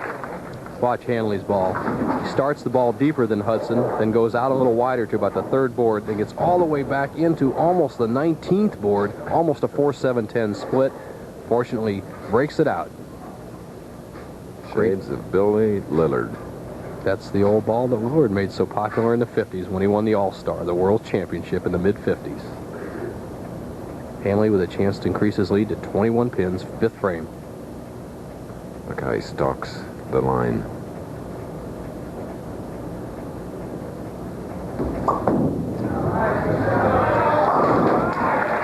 Four-bagger for Bob Hanley.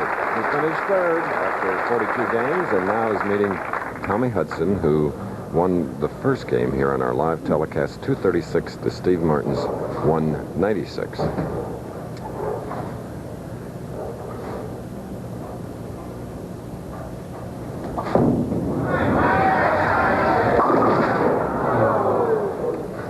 Had a double going, but left the 9.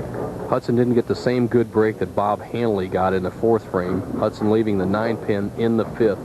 The 2-pin went to the sideboard and tripped out the 4-7, but he got no break on the 9.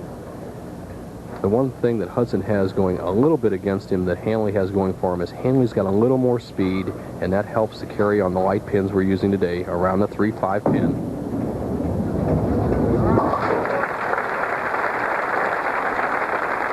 So when you say light pins, what do you mean? Well, Chris, the pin weights that are legal by the American Bowling Congress are 3 pound 2 ounces, the lightest, up to 3 pound 12 ounce. The average we use on a tour are 3 pound 6. But for the pros, a 3 pound 5 or 3 pound 6 ounce pins is not much of an object to knock down. The pros can handle that very easily. Hudson trailing by 22, 6th frame.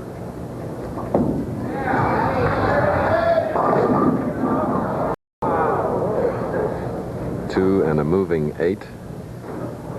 The first errant shot that Hudson's had since the first game. Wide, slides by, leaves a 2-8, much like we saw Martin leave the first game. You just leave that. You still hit your spot at the arrows, but you don't get the lift and a sharp enough break.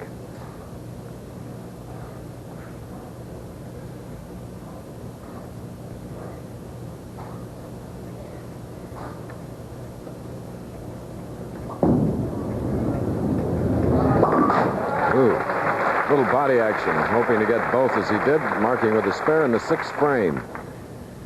Now, Bob Hanley, the Kansan, with 4 in a row, is shooting in the 6th frame. The winner of this match will meet Wayne Webb.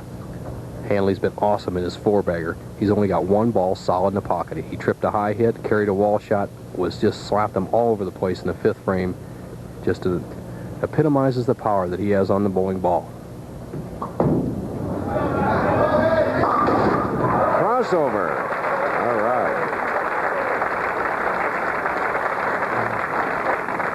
Bobby Hanley hits that line very hard. His foot turns almost parallel to the foul line. In fact, it does. And that's just a reaction for the amount of power and whip that he puts with his arm coming through the ball. He got a great break in the 6th frame there, carrying a Jersey squasher, and increased his lead to 34 pins through 6. 5-bagger working. By car, we're about 2.5 hours from New Jersey, Paramus, for instance.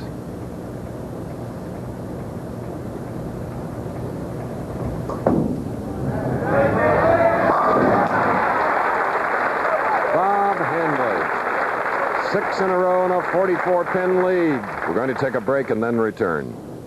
Our live professional bowlers tour telecast continues from Windsor Locks, Connecticut. Greater Hartford Open. Man trailing by 44 after winning the first game. Tommy Hudson, spare up shooting in the 7th. Extremely smooth and effortless strike in the 7th frame as we go to Bo Burton. Thank you, Chris. With me, Wayne Webb. Wayne, you're in the number 2 position. That position has not won a PBA tournament this year. You have any reason why that position hasn't been a winner on the tour? Well, you know, the number 1 position is probably the toughest, and the number 2, you've got to wait almost as long, and then you've got to bowl 2 games instead of just 1. And I think that's the reason, but I've won from the 2nd position before, and hopefully I'll do it again now. A confident young man thinks he can win from number 2, Chris. All right, and Tommy Hudson not giving up. He is just doubled, cutting Bob Handley's lead now to 34 pins. 2 beautiful strikes here at the Bradley Bowl. Handley from Fairway, Kansas. Finished third. That's why he's meeting Hudson, who won the first game over Steve Martin, 236 to 196. Handley with a 6-bagger shooting in the 8th frame.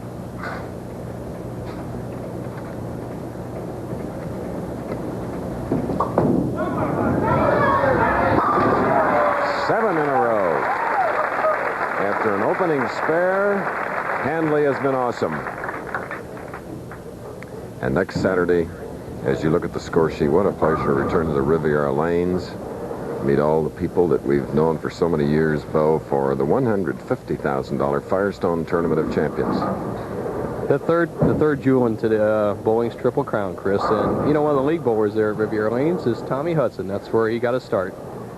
And you know, we have the spring tour coming up, Chris, May 23rd in Fremont, California, then up to one of your favorite towns, Portland, Oregon.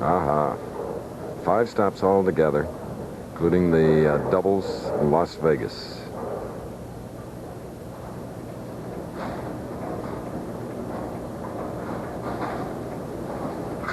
Ninth frame.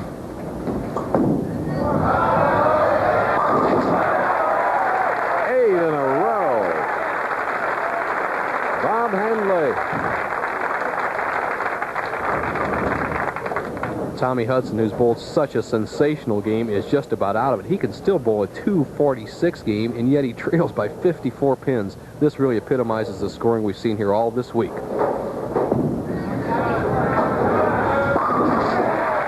3-bagger now in the late stages of this second game on a 44-pin lead by Handley as we look at Hudson.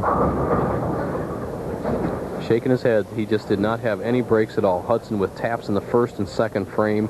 Handley had very fortuitous strikes in the first 5 strikes he got. Only 1 solid in the pocket. It's been the difference so far in the match. 1977, Tommy won 4 titles.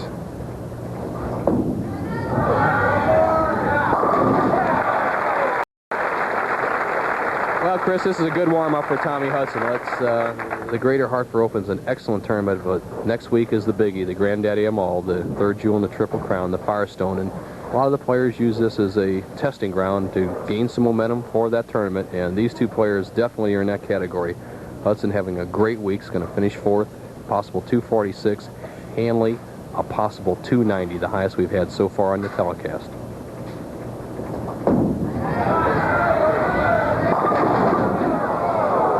But the 7 for Tommy Hudson, 1 pin less than his first game victory, 236 to 196.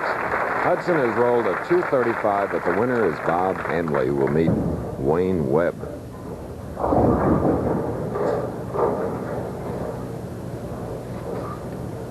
It's all academic. Just Hudson going for the 7 pin. He'll have a 235. Just a nice bowling all day by Tommy. And watching him bowl today, I have a feeling that next week in the prestigious Firestone Tournament of Champions, he'll be right there. All winners competing next week, Bo. You got it, Chris. A 52-man field.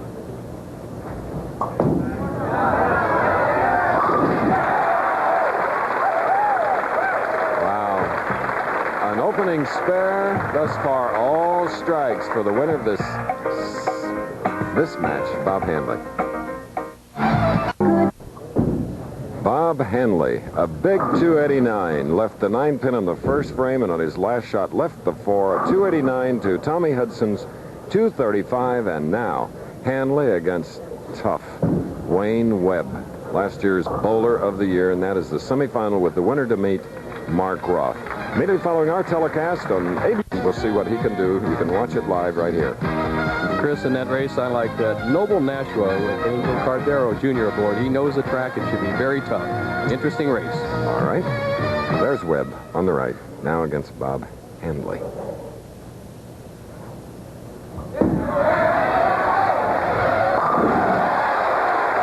there was a little wide sweeping trajectory on the part of Wayne Webb. We promised you this at the top of the show. Strike for Webb to finish 2nd overall. What a contrast in personalities out there. Wayne Webb, very outgoing, and Bob Hanley, very reserved, but their bowling balls talk about the same language, nothing but power and strikes.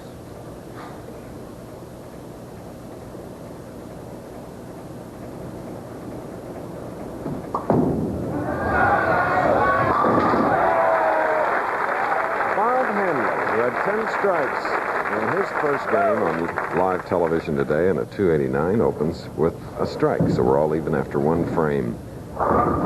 That 289 bowled by Hanley in that last match against Tommy Hudson is the highest game we've had rolled in a championship round so far this year.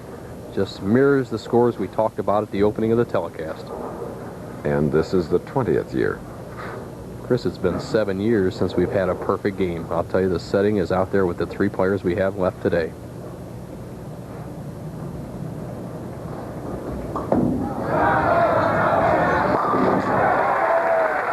Confident Bob Hanley of Fairway, Kansas. Frank and Bob looking strong, a double.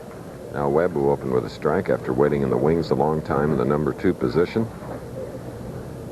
Shooting in the second, strike up. Interesting graph. No players won from this position all year.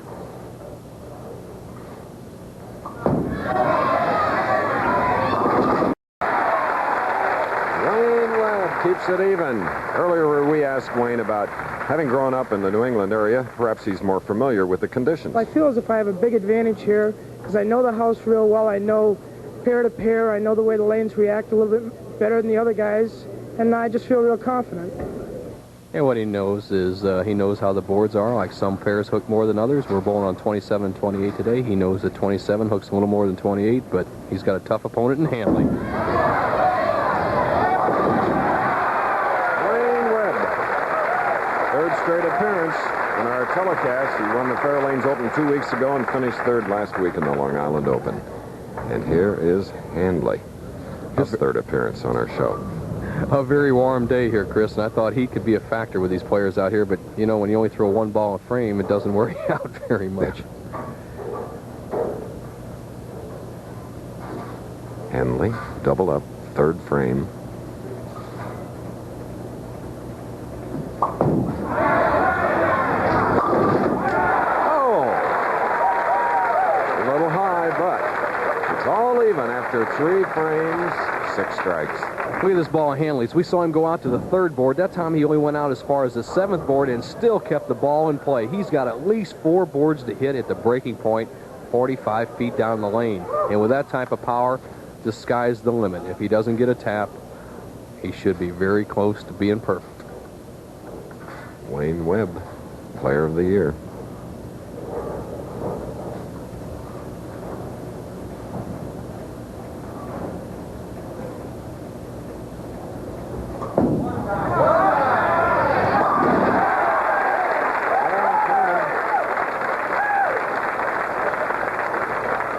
Chris, he fouled. He slipped and went over the foul line. That's the second time we've seen it this year. He's still got a strike, but as he pushed off with his right foot, his 4th step, he drove through that foul line. Remember, we saw his foot turn at an angle at the foul line. Here you'll see it again. Now watch his left foot as he goes into his slide. Normally he keeps that foot straight and then turns it after he releases the ball. Here it stays straight, then bisects the foul line, setting it off. It's the same as one in a channel. The best he can do is a spare. It's a 0. For that frame, he's shooting for the spare. So he gets 9. What a costly error. Unbelievable. So now Bob Hanley started with a 3-bagger, trails by 22. The match will continue after this. Just disappointment on the face of Bob Hanley because in the 4th frame he fouled. Chris, and what a difference it makes in the score. If he had struck as he did and got credit for the strike, he would have had a 42 pins more than he has now. A foul counts as a gutter ball or a 0, same as missing all the pins. He shot the spare, got 9. As a result, he's only going at a 198 pace instead of a 230 pace. 42 pin difference, possibly. In all green, 4th frame. 4-bagger for Wayne Webb, who on this championship there averaged 218. And what a week he had. Match play record, 20 wins, 3 losses, and 1 tie. Mom and Dad are here from Rehoboth, Massachusetts. Mr. and Mrs. George Webb and brother right behind them. George is bowled a 300, and Wayne's brother Bill behind him is bowled a 300. Wayne's bowled 300. Some bowling family. All right. Dancing, mixing for strike number 5 in as many frames. You'd almost think it's lucky. There's the ball out on about the third board, 10 feet from the head pin. It comes sharply breaking in there. Tremendous pin action off the sideboards, and that's the result. That's how they get the big scores. You don't have to bury every ball in the pocket. Use that area on the lane and that powerful ball to keep striking.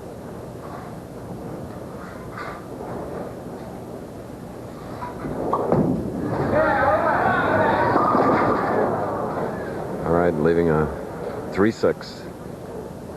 Bob Hanley, when he goes real wide, like he almost went out to the second board that time, actually goes high in the pocket. When Hanley misses to the right, there, you see the ball way out by the channel, the ball goes high. When he keeps the ball a little farther in the lane, about the 7th or 8th board, it catches a little more oil and doesn't go as high in the pocket.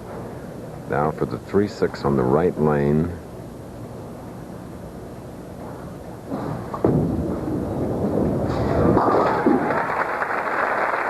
Clear in the 5th frame. We'll quickly bring you up to date. In the first match, Tommy Hudson with 9 strikes defeated Steve Martin 236 to 196. Then Bob Handley came out with 10 strikes at 289 to Hudson's 235. Let's see now if he can recover after a foul, which in many cases throws off timing. And your confidence, yeah, but you start shying away from that foul line. That's like a pitcher not following through with a baseball pitch, Chris. It can really be detrimental to your game. A marginal thud. There he is. 98 to the 5th for the strike in the 6th frame. And 5'5" Wayne Webb is up. Watch how close he slides to the foul line, Bob Hanley. That time he stayed a little farther back, Chris. We had noticed he'd been within an inch, and he almost fouled with his heel again. Very interesting. He almost does a pirouette at the foul line. One day he's going to spin out.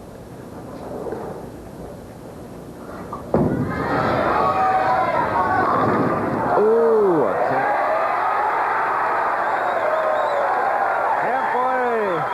6 in a row for Wayne Webb and a 52-pin lead.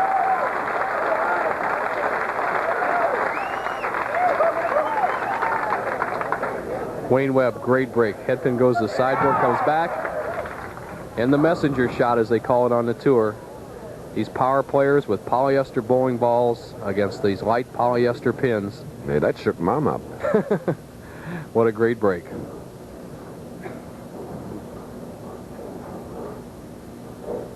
Six in a row, shooting in the 7th frame.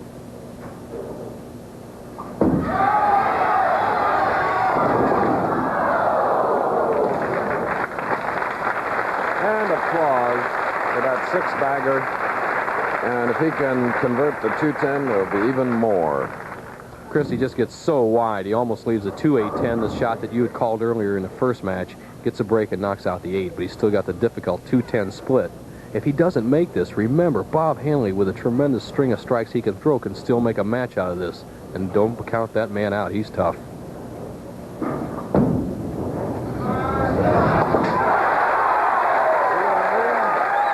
Bowling fans love the conversion, especially a 210. And Bo, you professionals, well, constantly amaze me after 20 years. That pin 60 feet away, just meticulously perfect on the shot, only a quarter of an inch to play with, and he hits it right in the center. Power and control, that's what makes the top pros. Practice, practice, practice. Hanley in a must situation. If he's going to make any match of this, he has to strike here. A high hit, the 3-6-10. Completely lost his accuracy. You notice that ball was about the 10th board at the 45-foot mark where he's breaking towards the pocket. The previous frame on the same lane, he left the 3-6. He was out to the 3rd board. You cannot spray it around that wide. No matter how much power you have, you must keep it under control. Oh, those marginal thoughts after an incident like a foul. Sure enough, Chris, you picked it right out. Definitely affected his game.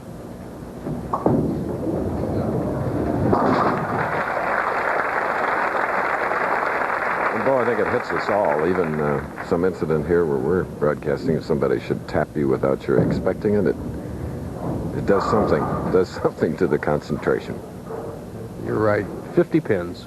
Hanley can still bowl a very respectable 228, but he'll never forget that fourth frame. What a pivotal frame. 42 pins down the drain in one shot.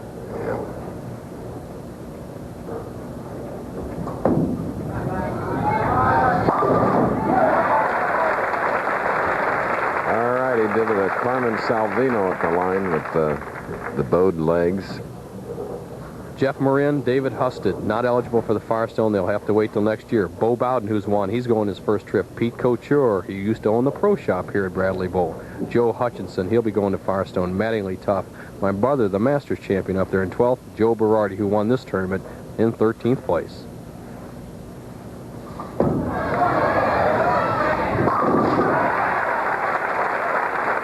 Well, what a stroker today, Wayne Webb. Tommy Kress, who was a world-class ping pong player, but he finished 14th this week. Dave Beckman right after Tommy Laskow has made it. Don Sylvia, an excellent week. Billy George, steady as ever. Tony Etrio from Fairfield. Ed Ressler will be at the Firestone. Steve Tripp. Gip Lentini got hammered again. The Golden Boy, Frank Ellenburg right in there, and Emmett Schutz round out the top 24. Wayne Webb is superb. All strikes except for one, a conversion of the 210 in the 7th frame. Bob Hanley with a strike in the 8th, now shooting in the 9th frame. Chris, 48 cashers this week. It took an average of 211 to cash and 219 to get the top 24, so you can see how big the scoring was.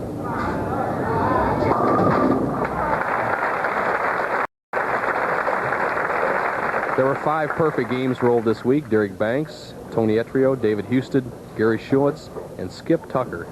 And the Firestone next week will be a 48-game tournament.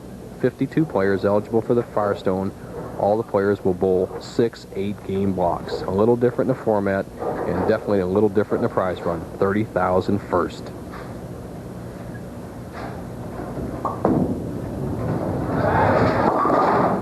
$3,610 for Bob Handley, who is 12th on the money list this year, over $27,000. And he's bowling Wayne Webb, who is 5th at $43,000. There he is. And we're going to have a reenactment of some of the pivotal matches as last year that made Wayne Webb the Bowler of the Year. He defeated Mark Roth in many crucial situations last year to become Bowler of the Year. It's going to be those two again in the final match here at Bradley Bowl. So the power crankers can make those spares. Bob will be in the 200s. He's meeting a Tiger. Just the same type of Tiger that Bob was in the previous match with a 289 over Tommy Hudson's 235.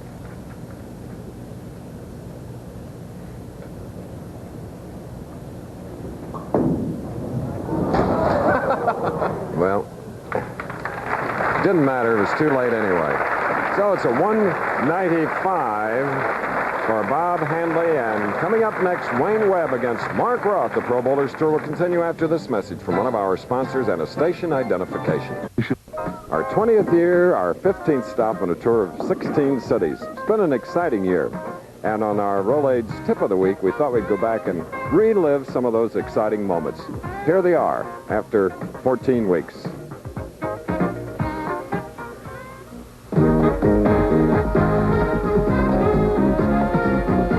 Bowlers Tour Tip of the Week is brought to you by Rolaids.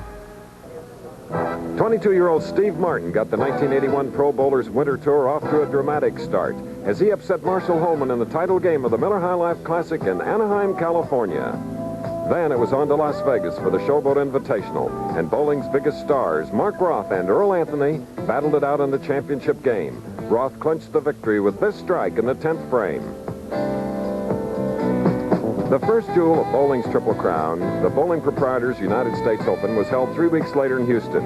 Marshall Holman, who just a week earlier captured the Quaker State Open in Grand Prairie, completed the Texas swing with a victory over top-seeded Mark Roth. One of the most dramatic matches in PBA history occurred in Toledo, Ohio in the PBA National Championship. Earl Anthony, shooting for an unprecedented 4th national title, took the lead with this strike in the 9th frame. But as Catherine Schlegel looked on and Earl waited helplessly, the title was determined by Ernie Schlegel's first shot in the 10th frame. Needing a strike for victory, Schlegel came up short, and Anthony had won his third PBA championship over a 4-week span. Then as spring arrived in the city of Baltimore, the current PBA Bowler of the Year, Wayne Webb, collected his first victory of the 81 season. With Steve Martin twisting in his chair, Webb needed only 7 pins to secure the Fairlanes Open title. At first he wasn't sure he had won it, but after a congratulatory handshake from Martin, Webb had no doubts. 40 minutes from the great city of New York, Garden City, Long Island was the site last week for the Long Island Open. Earl Anthony captured his 4th win on the 81 Winter Tour. He also became the first professional bowler to exceed $100,000 in earnings this early in the season.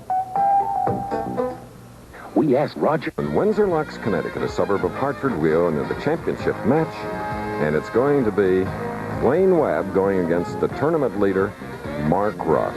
Should be a classic head-to-head live match. And Webb, who shot a 257 to Bob Hanley's 195, shoots first.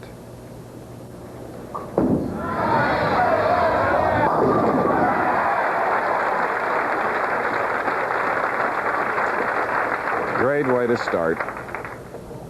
Chris Roth in a critical match for his confidence. He's been down for the last 8 weeks. This could be a big confidence booster for him going into the Firestone to have a win here today. Punching it into the pocket, so it's all even. And earlier we asked Mark how important this tournament was as a tune-up to the Firestone Tournament of Champions. Well, last year I went to the Firestone sick, and this year I'm going to go in coming off a good performance in Connecticut, bowling well, and maybe this will help me through the Firestone next week so I can perform a lot better than I did last year. And I'll bet it will. He's got one more game to make it a great performance this week. Oh, beautiful double. Dead serious, written all over the face of Mark Roth. And what a contrast to the way we saw him at the U.S. Open, Chris. He was almost lackadaisical in that tournament. Right now, he is down serious business. Roth has got his game under control in a crucial match.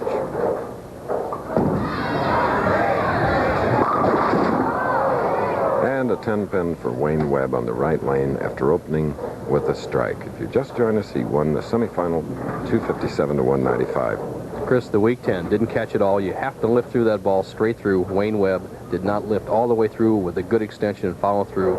Therefore, the ball didn't finish strong enough to carry the 10.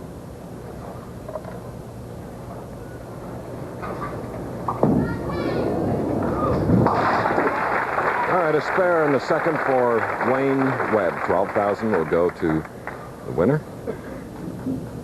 Players have averaged a fantastic 234.6 for the first 6 games, the first 3 matches so far today, and it's going to take a big score to win this final game.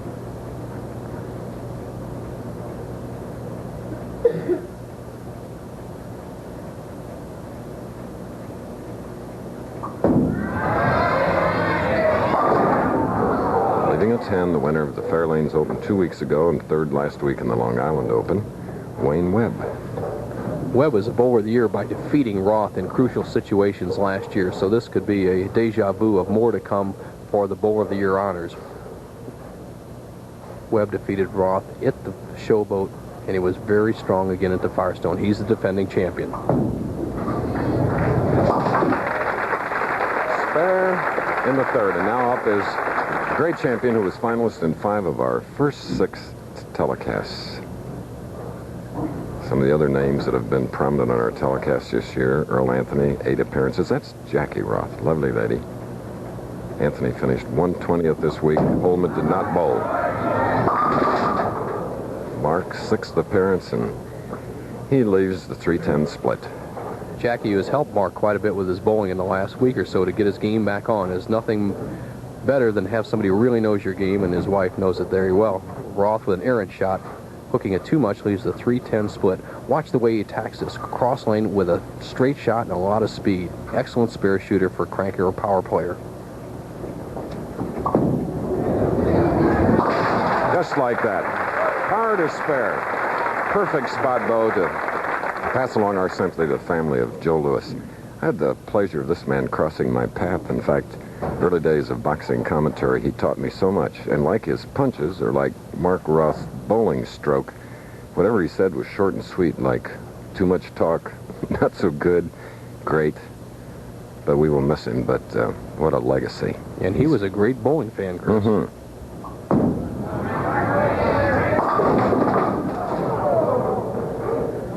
Roth playing the inside line. He's the first player we've seen that's playing towards the center of the lane between the second and third arrow. The other 4 players are playing out near the first arrow and swinging the ball wide. And it looks like Roth's having some trouble with that line, holding the ball out of the nose. And, Bo, I know that he traveled with your dad, the great Hall of Famer, on exhibitions. Chris, Joe Louis spent many a day with us.